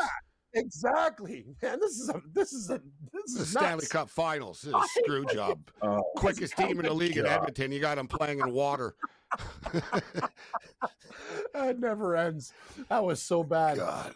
All right. Wow. So just for the record, everybody, the Florida Panthers are -120, and the Edmonton Oilers are -110 right now. I'm always amazed, guys. The sports books do a great job in the modern era of giving you options, but I'm always surprised, the guys, that they don't have more overtime options. Like soccer. Like, I don't know if you've been a lot of soccer, Kia, but you know what I mean, Cam? Like soccer right now, it would be like, all right, you're going in extra time. Will it end in shootouts? Who's going to score the winning goal? Is it going to end this in the first 10 minutes? Like, there should be an option. I say it'll be double overtime, or give me triple overtime at plus 500 or something. Who'll You know what I mean? score Like, the winning goal, all the stuff. they Like, have have it good. Yeah, I'm just surprised. Very lazy of them. Maybe they don't know how to price it well, and they should by now. I mean, DraftKings has a few things out. They have shots on goal. Edmonton is plus 105 on shots on goal, and Florida is actually minus 135. So they're predicting Florida's going to have more they have shots. something. But All you right. know, it's not hard to do. You have the anytime goal scorer, and you just post those. You clip those odds from the start of the game and put them for overtime stuff. Maybe with the Stars a little bit more, less like more juice, less value. That's all you got to It do. would generate a lot of betting because everyone wants to pick who's going to score the winning gool. Yes. Yeah, I agree. I would. That's the one I'm wondering why they don't have is who's going to score the goal or make the assist or whatever. That'd be a lot funner to see those for sure. props. All right, so looks like we're about to start here. They got the lights on, the players are on the ice, and God, Edmonton, you screwed this up. I don't feel good about this at all. I don't either. I was hoping the show, because you're going to get it 10 seconds before me too. Then I'm even going to be more heartbroken. I'm getting here's the screwed deal, over. Gabe. And I bet Here's on the the deal. CFL game, Cam, and a quarterback gets hurt. Like, it's been a tell me. bad 30 minutes, bro. We were rolling along here. And Kiev, You're right. We were in such a good mood. Like right before it was 4-3. Like we're laughing we were it up. partying. Hey, it's for Edmonton 4-3. Hey, what a game! And then suddenly, I got a CFL game. The quarterback gets hurt. I bet an in-game over. The quarterback gets hurt. And then Edmonton give up the goal with 19 seconds left. You can't make this up. Now you're all pissed off and mad, and I don't even know what to do here. Come on. And now the wide receiver's wide open. It would have been a touchdown for BC. And Masoli overshot him. You're really killing me, Morency, Jeremiah. Make a deal with me. Make a deal with me. Just do a sound effect or something. Don't say, "Oh, they scored," because I might peak. So just do like, "Oh, like just." No, you're going to be able to tell guessing. from my reaction because I'm going to get pretty pale, white, or angry if Edmonton give up a goal. Like, God, I need better cable. You're 10 seconds ahead of me. All right, so we got Kiev O'Neill, now it's Cam Stewart. I'm Gabriel Morency, SportsGrid Radio and Television Network, Series 6, channel 15944. We're going into overtime. Has started. A lot on the line here right now. And the College Baseball World Series. Kiev likes to bet on everything. He's a big college guy, and I see you're already off and running with your great college football breakdowns, Kiev. But College Baseball World Series, let me get people some numbers up here. Arizona and Coastal Carolina are first up tomorrow at 2 o'clock Eastern. Coastal Carolina, who won a championship, I don't know, about 6-7 years ago or something. Coastal Carolina minus 250 favorites over Arizona, who have been underpriced all the way through this thing. The Ville plus 165 against the Beavers, Cam. Oregon State representing the Pac-2, getting it done. Minus 210. Murray State against UCLA. There's another one, Kiev and Cam. Murray State, these guys have been cashing as underdogs. And then a big SEC tilt, LSU and Arkansas.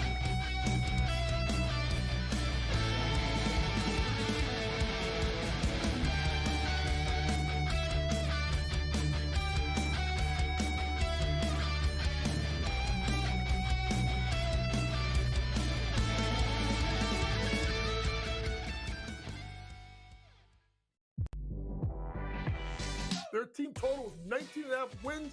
I told you to go under, and it's by far the best bet I have recommended on this network in 4 years. They can't get out of their own way. And now Sloot is out for the year. Let's hope Sloot gets back because I respect the hell out of Sloot, and I want her to go out on her own terms. Hopefully we'll have her back for the 26th season. Betting above the rim. Only on SportsGrid. I got a feeling Pittsburgh's going to the Super Bowl. I got a feeling there is no chance they're going to the Super Bowl with Aaron Rodgers. I'm just kidding. They're still not expected to have over 8.5 wins. They're still not expected to have a winning record. Now, I know things could change for the next 24 hours. I get that.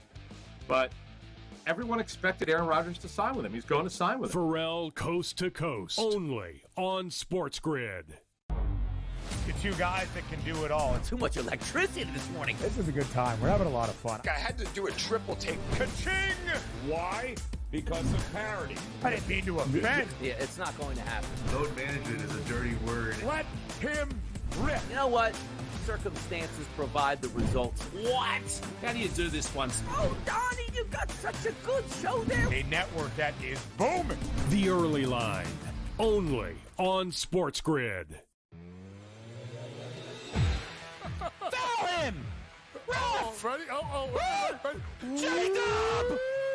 Yes! Oh! It was never in doubt! It was never in doubt!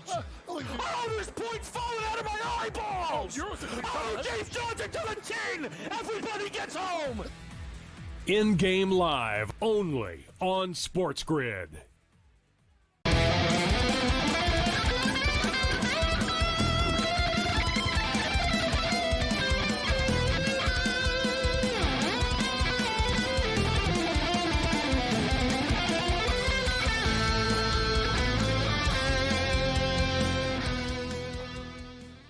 I don't know how the hell the puck didn't go into the net there.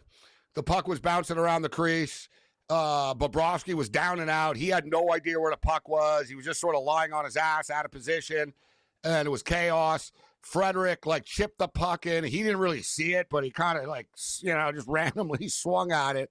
And he got cross-checked in the back, actually. That should have been a penalty because it was in the crease. Ooh, they got away with it, but he got pushed down.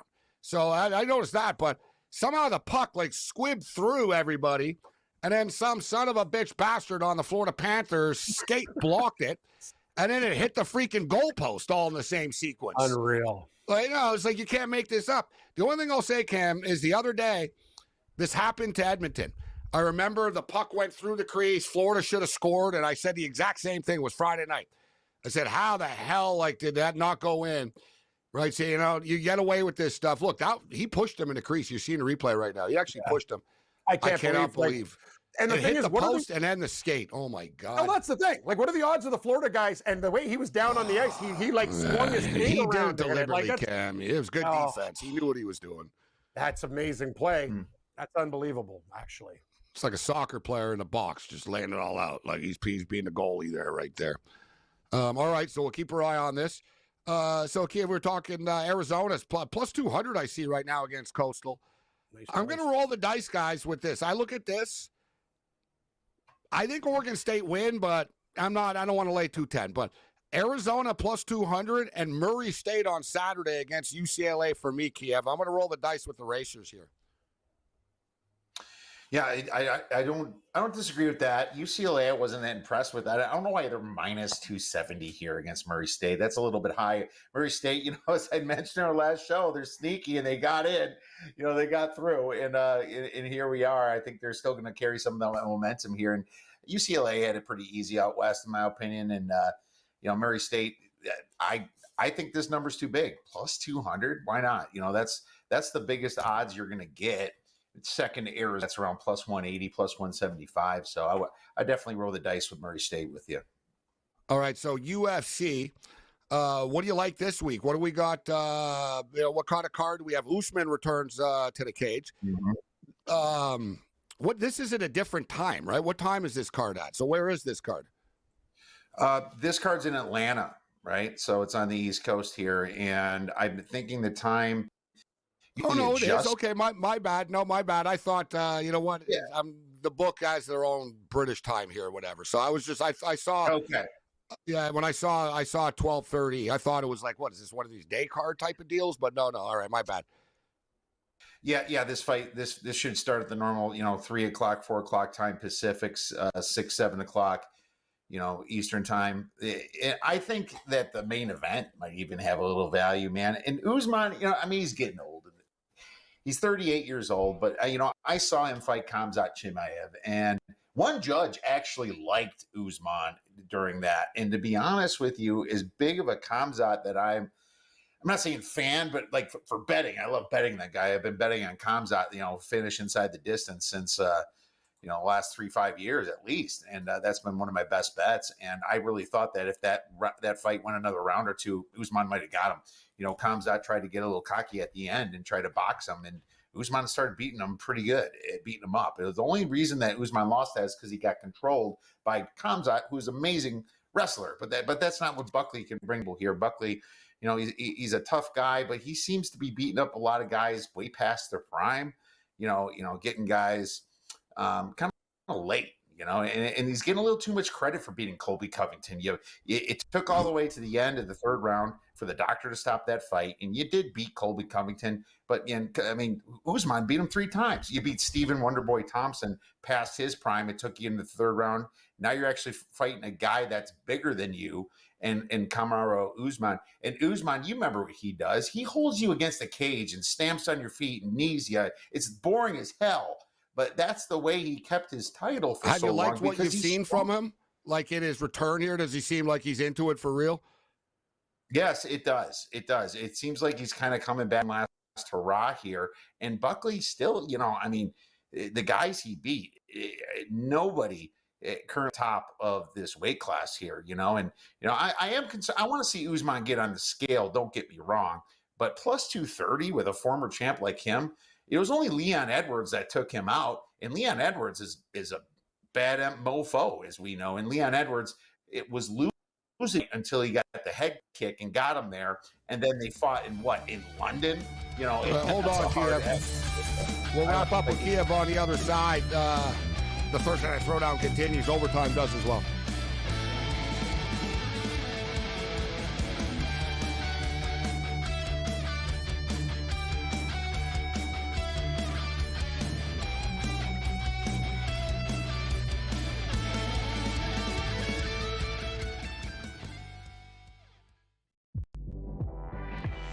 Their team total is 19.5 wins. I told you to go under, and it's by far the best bet I have recommended on this network in 4 years. They can't get out of their own way. And now Sloot is out for the year. Let's hope Sloot gets back, because I respect the hell out of Sloot, and I want her to go out on her own terms. Hopefully we'll have her back for the 26th season. Betting above the rim, only on SportsGrid. I got a feeling Pittsburgh's going to the Super Bowl. I got a feeling there is no chance they're going to the Super Bowl with Aaron Rodgers. I'm just kidding. They're still not expected to have over 8.5 wins. They're still not expected to have a winning record. Now, I know things could change for the next 24 hours. I get that. But everyone expected Aaron Rodgers to sign with him. He's going to sign with him. Pharrell Coast to Coast, only on SportsGrid. The two guys that can do it all. Too much electricity this morning. This is a good time. We're having a lot of fun. I had to do a triple take. Ka-ching! Why? Because of parity. I didn't mean to offend. Yeah, it's not going to happen. Load management is a dirty word. Let him rip. You know what? Circumstances provide the results. What? How do you do this one? Oh, Donnie, you got such a good show there. A network that is booming. The Early Line, only on SportsGrid. Foul him! Ref! Ready? Ready? Jacob! Yes! Oh! It was never in doubt! It was never in doubt! Oh, there's points falling out of my eyeballs! Oh, James Johnson to the 10! Everybody gets home! In-game live, only on SportsGrid.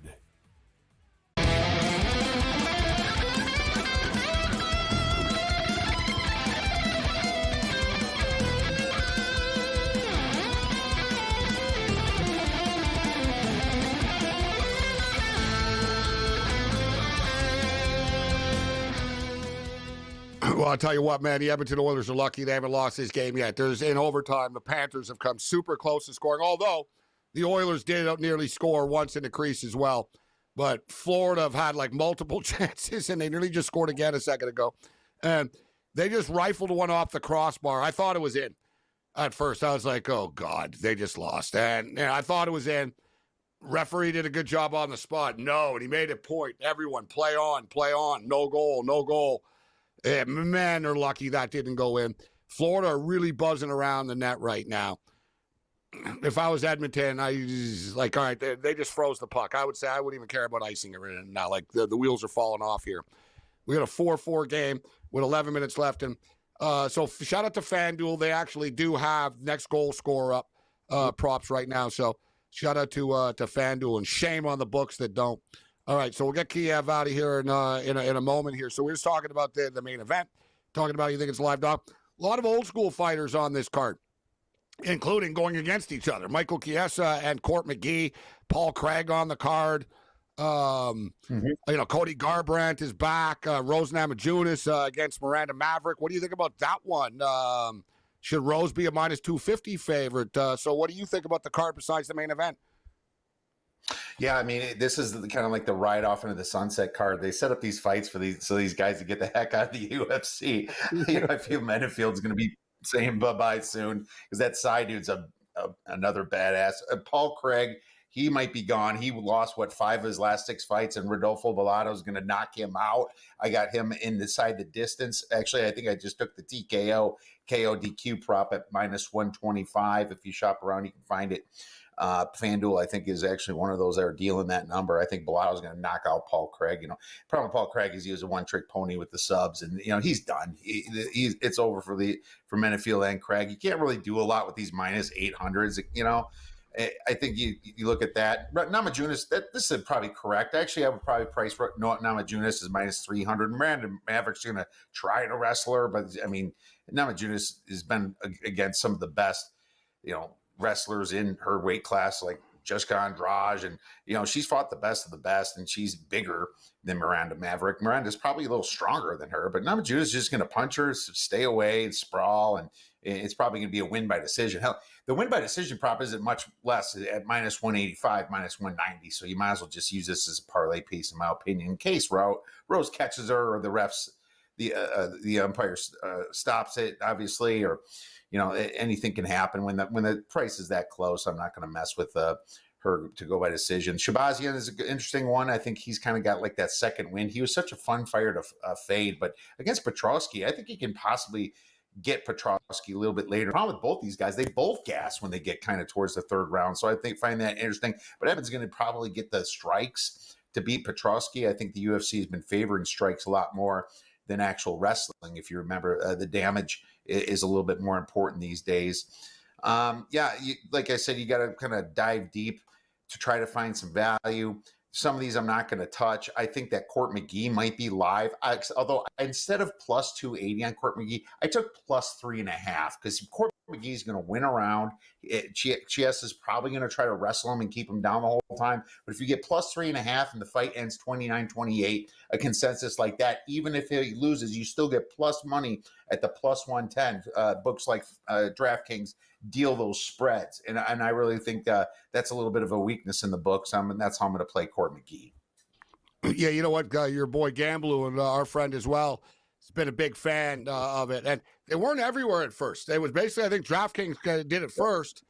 And then I know FanDuel started, and now, Bet365, et cetera. So I know a lot of the books have the point spread. Are you a fan of it, Kiev? Have you ever been using this tool?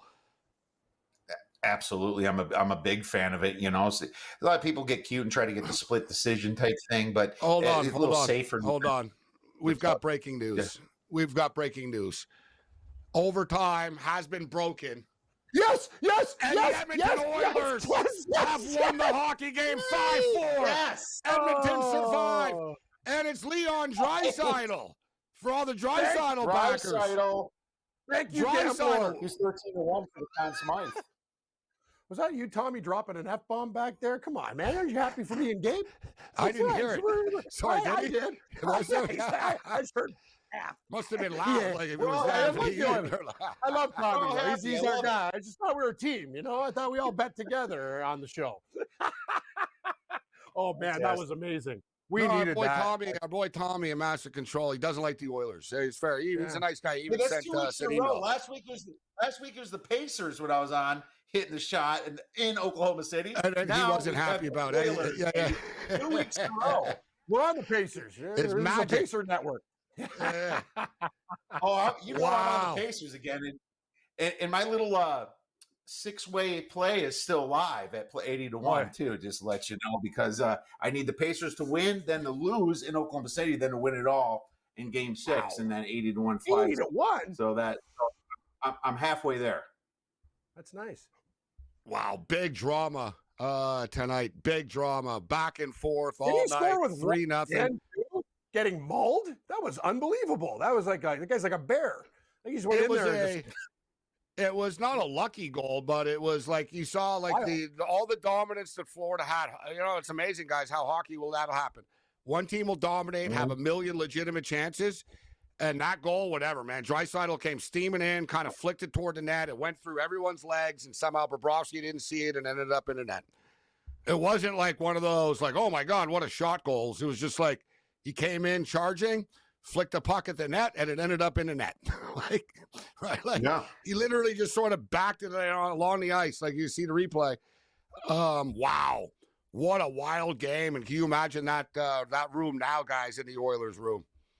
They're This is be fired up. interesting now, Gabe. Think about this. So we're tied. Got to go back home. They got to win the next game now. They got to get up 3-2, guys.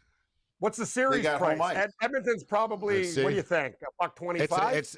It's now basically a pick 'em. Florida are now -110, Edmonton are -120. That's the new series price. Yeah, 120. Okay, that's fine.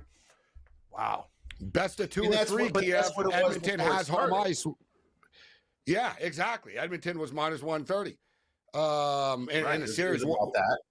So now we got a best of 2 or 3, and Edmonton has home ice here. When Paul Craig retires, Gabe, who am I going to cheer for? He's the only Scottish fighter. There's got to be a few new ones. There's a million fighters. Hey, Kiev, is there any new Scots? They're busy partying too much. Who's These that guys- girl? Does she fight anymore? Who's that girl? Yeah, the girl. You're right. There's a girl who's a killer. Joanna. What was her name? Joanna. What's her name? The Scottish girl. Joanna. What about Ian Gary? Isn't Ian Gary Irish or no? Ian Gary, yeah, it's good question. Nah. But you want a pure Scot there. What was the? What's her name? Joanna. What was her name? She was a tough. She even trained in Montreal at TriStar. All right, so I'm glad too, bro. We get lucky. You know what? I'm seeing it right now, guys. It was an own goal. Draisaitl, just like I said, all he did, he kind of just flicked it at the net, and somehow it hit like it deflected off the skates of the Panther player and through Bobrovsky's legs. That's hockey. I swear to God, that happens. Yeah. Like, you got to score like that, and they did. That's like the hockey gods rewarding you. You're not saying, all right, here you go. They should have won in regulation after the comeback. They get it done, but that's what we talk about. Don't be pretty, greasy goals. And think about how many goals in this game went off somebody's skate and deflected, and the goalie's going the other way. That's what you just got to do. Draisaitl did the right thing. You power your way to the net, you put it on net, good things happen. Huge for the Oilers. There's a Stanley Cup lady dressed in the tinfoil and she'll I decked love out. that. She's the best. Silver lady. Looks like there's a dude with a gas mask next to her or something. Yeah. I don't know. Like, Wow. it looks like it's getting pretty wild at Edmonton, Kiev. Like, You're right.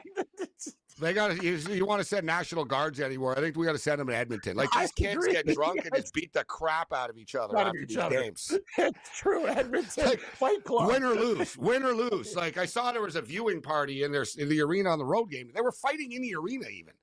I know. It's like, guys, like, you're in a viewing party and they're fighting in the concourses. I The told you, game's not Morency, even there. Like, this kid was definitely under 11 shotgunning beers. Like, he was 9. Kiev, always a pleasure, my man.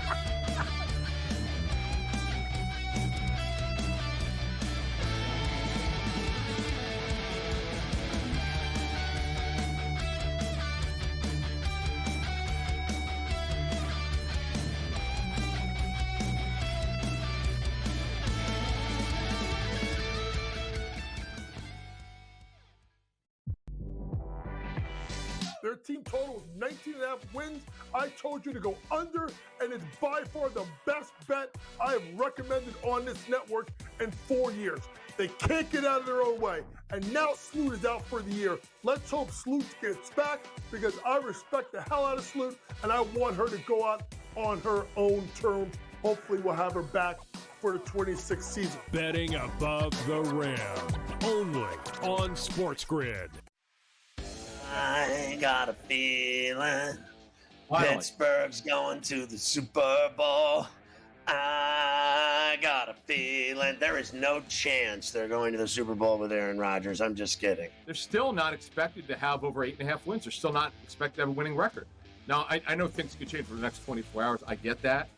But everyone expected Aaron Rodgers to sign with him. He's going to sign with him. Pharrell Coast to Coast. Only on SportsGrid. The two guys that can do it all. Too much electricity this morning. This is a good time. We're having a lot of fun. I had to do a triple take. Ka-ching! Why? Because of parity. I didn't mean to offend. Yeah, it's not going to happen. Load management is a dirty word. Let him rip. You know what? Circumstances provide the results. What? How do you do this one? Oh, Donnie, you got such a good show there. A network that is booming. The Early Line. Only on SportsGrid. Foul him! Ref! Ready? Ready? Jacob!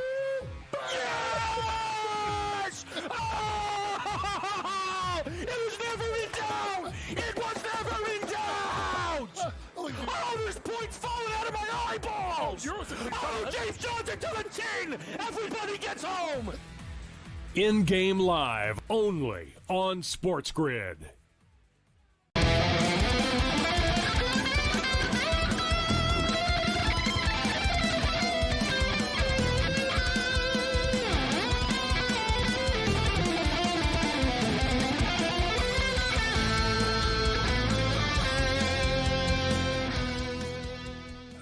Well, we having fun yet? I got to tell you, if I didn't hammer that in-game over, I really would have smashed the book tonight, but coulda, woulda, shoulda, and I wasn't saying that when I hammered it the other night, right in-game. Sometimes in-game will get you. That's why they created it. You get caught up in the heat of the moment, like the Asia song says. The heat of the moment. All right, so speaking of the heat of the moment, this is really interesting to me right now. As far as the MVP, Conn Smythe award winner of the Stanley Cup. It's basically the playoffs, though. It's not really the Stanley Cup. They're with the hockey. It's like the overall run. But Sam Bennett is the favorite, despite the fact the Edmonton Oilers are the favorite to win a cup right now. Connor McDavid is plus 200 suddenly to win the Conn Smythe. But you know what's crazy? Connor McDavid really hasn't done anything in the Stanley Cup. I agree. There's been a couple of nice flashy moves, Cam, and yeah, you had the nice one assist earlier in the series, and it was the overtime goal. Boom, we give you credit for it. But let's be real, Connor McDavid has not been their best player. Couldn't agree more. So it's interesting now that he's plus 200. I remember Draisaitl, we were like, before it started, we said, man, he's the one at plus 800. Then after game one, when he scored the 2 goals in the overtime winner or whatever, he fell to plus 500. But Cam, this is like Draisaitl's like 5th overtime winner now, I believe, in the playoffs. He's at plus 250 right now. You can make the argument that Draisaitl is the favorite if Edmonton wins right now. There was our book, Gabe. I remember one of them having plus 950 too. I know a lot of 7 and 8. The ones out there, you're right. This guy, and that's the thing. He scores key goals. He had that one bad game, but so did McDavid. Was horrible that night too. So yeah, no, like think about even 250. I lean Draisaitl as well. Like he's been more effective, and McDavid's one of those guys. It's the name, but Draisaitl scores big goals more so than McDavid. I agree, but I wish it was more than plus 250. And Sam Bennett is plus 150. There's no value there. If I was going to say the Panthers, Brad Marchand is 10-1 right now. Whatever, dude. He could score a couple of big goals still in the next couple of games here, and he could end up winning at 10-1. But I would say, someone that thinks, and Draisaitl just moved from plus 250 to plus 230. How about this? This is live, Cam. McDavid just shot up to plus 250. Like, people are thinking and listening to us and saying the same thing. Like Draisaitl's, if Edmonton's going to win, Draisaitl becomes the guy right now. Julio steps up, and then Julio, you want drama? We had some drama there tonight. Man, what a roller coaster of a hockey game. Big card Julio. What's up, Julio? You got to love the Stanley Cup Finals. Best finals in sports. It's living up to it with this series. But they got to do something with the ice, man. How long have we had hockey in South Florida? Yeah, we got to take hockey away from the state of Florida. That's what we need to do. I honestly thought it was a joke. Tampa It was stays, so but bad. Florida, you're gone. It was like a game. It was like Spinal Tap on The Simpsons with puddles, and these guys are in tracksuits trying to figure it out. I'm like, what? Like, I thought it was a joke. Like, it was almost like a skit. And to Gabe's point, they did it in the dark. We could you might want to get some lights on the situation here. That ice. No, but it's like any home ice or home field, guys. We talk about it like in football. If a fast team's coming to your town and you got natural grass, you don't cut it as much. You want to slow them down, right? Like, that's true. Like if you're the Panthers, you don't want like really fast ice here. You prefer if it's slushy and it's more suited to your style. But whatever, they had problems with it the other night. It's hot there. It is what it is. It's humid in the arena. But wild series. Who do you think wins the cup now, Julio? Now that we're tied at 2. Best of 3 series, basically a pick 'em now. Who do you think wins? Yeah, I was just going to ask you guys. I had Edmonton in 7. I don't see them losing 2 in a row in Alberta. I think it's going to be Oilers in 6. I'll say Oilers in 7. I got Oilers in 6 at the start. I think you have the same. I'm not sure, Gabe, you were talking 5 or 6, but I'm sticking to my guns. I think, 6. That means they win the next 2 games. I don't think they're going to. So that's kind of improbable, guys, in my opinion. It's going 7. Come on, Cameron. The Oilers going to win 3 games in a row. They're going to win this one and then 2 in a row. No. I hate to say it. The game 7. It's a perfect setup too. It's like it's the Oilers. They were in a must-win tonight. They are in a must-win again. Like, they can't lose at home and go back to Florida down 3-2. Correct. Like, so they're not off the hook here. It's like, all right, you got your home ice back. You got to win 3-2, go back to Florida, take your best shot at it, and then if so, you go back to Alberta for the classic game 7. But I'll get I don't know if they're going to have the exact. I'll get the exact series score. What are the Oilers going to do? they're starting Pickard next game. Yeah, now you go with Pickard. It's back and forth, man. You're riding a hot hand now. I guess you just won. That's it. That's all right. So let's see. Futures. I feel bad for Skinner because, to your point, it wasn't his fault. No, but it's been a team effort. But don't forget, Pickard won the first 6 games in the playoffs for the Oilers, and then they pulled him, right? Like, it's sort of, it's a lot like Vegas, guys. Remember Julio and Cam when Vegas won, right? Like, they used like 3-4 goalies along the way. Yeah, they did. All right, so they don't have the exact series. They sort of have -1.5 and +1.5. But no, most times, man, the days of Patrick Roy and Marty Brodeur, and like I said, look at Ottinger. Ottinger got pulled. Look at Connor Hellebuck. Hellebuck got pulled. Numerous, like, he was terrible. Like, the days of whatever. Goalies get pulled. You don't have to be a star or this or that. It just is what it is. Speaking of getting pulled, Julio, USA, lucky they're one of the host nations of this World Cup, because we'd want to pull them. That was pretty bad, 4-0 the other night. The program's falling apart. All hell's breaking loose. Honestly, I think it's a good thing for Team USA because they don't have to go to Honduras or El Salvador or Trinidad and Tobago in December for World Cup qualifiers. They need a down point. It's been too much country club-like atmosphere with the national team. Yeah, it's fantastic that we've got guys with AC Milan and Juventus playing, but if you're not doing anything with the national team, it really doesn't mean much. So I'm hopeful Team USA does well, but if we're doing big 3 power rankings, USA's 3rd. Canada 1, Mexico 2 in terms of North and South American sides. So a part of me wants to take 12-1 for them not to qualify out of the group in the Gold Cup, and maybe that's overreacting, but I really do like that number, 12-1. Well, that's a bold pick right there, yeah. One thing, with the USA, Canada, and Mexico guys coming into the World Cup, which is starts a year ago yesterday, actually, is that being the host nations, they won't be in the same group with any of the top seeds.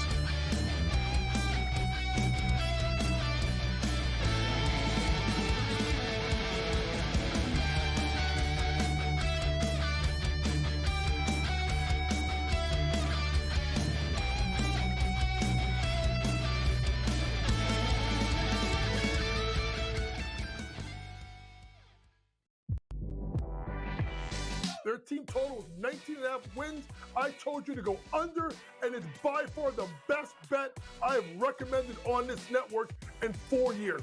They can't get out of their own way, and now Sloot is out for the year. Let's hope Sloot gets back because I respect the hell out of Sloot, and I want her to go out on her own terms. Hopefully we'll have her back for the 26th season. Betting above the rim, only on SportsGrid. I got a feeling Pittsburgh's going to the Super Bowl. I got a feeling there is no chance they're going to the Super Bowl with Aaron Rodgers. I'm just kidding. They're still not expected to have over 8.5 wins. They're still not expected to have a winning record. Now, I know things could change for the next 24 hours. I get that. But everyone expected Aaron Rodgers to sign with him. He's going to sign with him. Pharrell Coast to Coast, only on SportsGrid. The 2 guys that can do it all. Too much electricity this morning. This is a good time. We're having a lot of fun. I had to do a triple take. Ka-ching! Why? Because of parity. I didn't mean to offend. Yeah, it's not going to happen. Load management is a dirty word. Let him rip. You know what? Circumstances provide the results. What? How do you do this one? Oh, Donnie, you got such a good show there. A network that is booming. The Early Line, only on SportsGrid. Foul him! Ref! Ready? Ready? Jacob! Yes! Oh! It was never in doubt! It was never in doubt! Oh, there's points falling out of my eyeballs! Oh, James Johnson to the chin! Everybody gets home! In-game live, only on SportsGrid.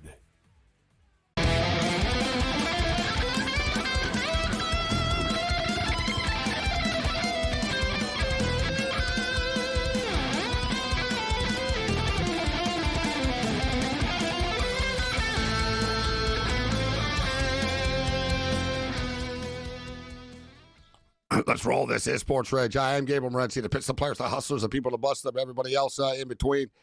All right, we haven't gotten to the U.S. Open much tonight because it's been a crazy, night here so far. But U.S. Open, Cam, J.J. Spawn lit it up. I was watching it today, and I did get I was enjoying watching so many great golfers hit so many bad shots. And I know some guys played well, but it was amazing. Like I saw Reed hit a shot in the rough. It literally went 2 feet, and it just popped back up in front of him. I saw Justin Thomas, man, somehow, I don't even think I've hit a putt. He just rifled a putt, bro. It literally, it went 100 feet. I've never seen, it's like these guys are drugged or something. And when they get rattled, that's the thing with these PGA guy, Cam, and I find some of the regular season stuff boring. It's too easy, right? So you see when these guys get put in tough situations, some of them really melt down, bro. You saw that today. Yeah, I sure did. Patrick Reed had an albatross. He had 2 on a par 5, and then he went bananas. Let's talk about one thing. What's the big storyline? Popular pick, Shane Lowry, 9 over. He needs a bloody miracle to make the cut. And Brooks Koepka, page 1 of the leaderboard. He hasn't been there in so long. What do we talk about, Gabe? Live, 3 rounds of golf, more time off. So mentally, you go into these tournaments where guys are getting murdered, PGA Tour like baseball. Yeah, but we talked about him last night and didn't like him. We didn't think he was playing. Yeah, I know. Now here That's what I'm saying, though. But I'm saying some of these live guys, that's the whole thing. They don't play as much golf. So when you're talking about the mental anguish of a major, it's better for them. I don't know if he can sustain it, but I will tell you one thing. Scotty Scheffler, 7 shots off the pace. He's 7-1. You're never going to get a number like that on this guy again. And he didn't even play that. And 3 overs, T49. He's got 3 days to make this stuff up. So if you like Scheffler, you're not going to get better than 7-1. But watch it. Gabe, I almost had my boy Cameron Young, T11. The guy almost had first-round leader, but he kind of collapsed at the end. Things are going to get wild. It was the easiest day today. It's going to get nuts. Great live betting tournament because it changes on every hole. Guys are going to take triple. Bryson DeChambeau, Gabe, I think he 4 or 5 putted today, too. He turned an eagle into a triple bogey. You said it. This course is going to kill these guys. I like John Rahm, too, coming into this, and he's right there right now as far as his odds. But then I was like, it's a little bit too trendy. But remember we talked about, I said last night, Ben Griffin to make the cut, minus 175. Yeah. Nice round for Ben Griffin today. So tomorrow night, give me the over in the basketball game with the Pacers and the Thunder. Didn't get there last night, but only because of sloppiness by the Thunder, missed free throws. I think it gets there tomorrow. We talked about it earlier. Hard not to take the points again with the Pacers.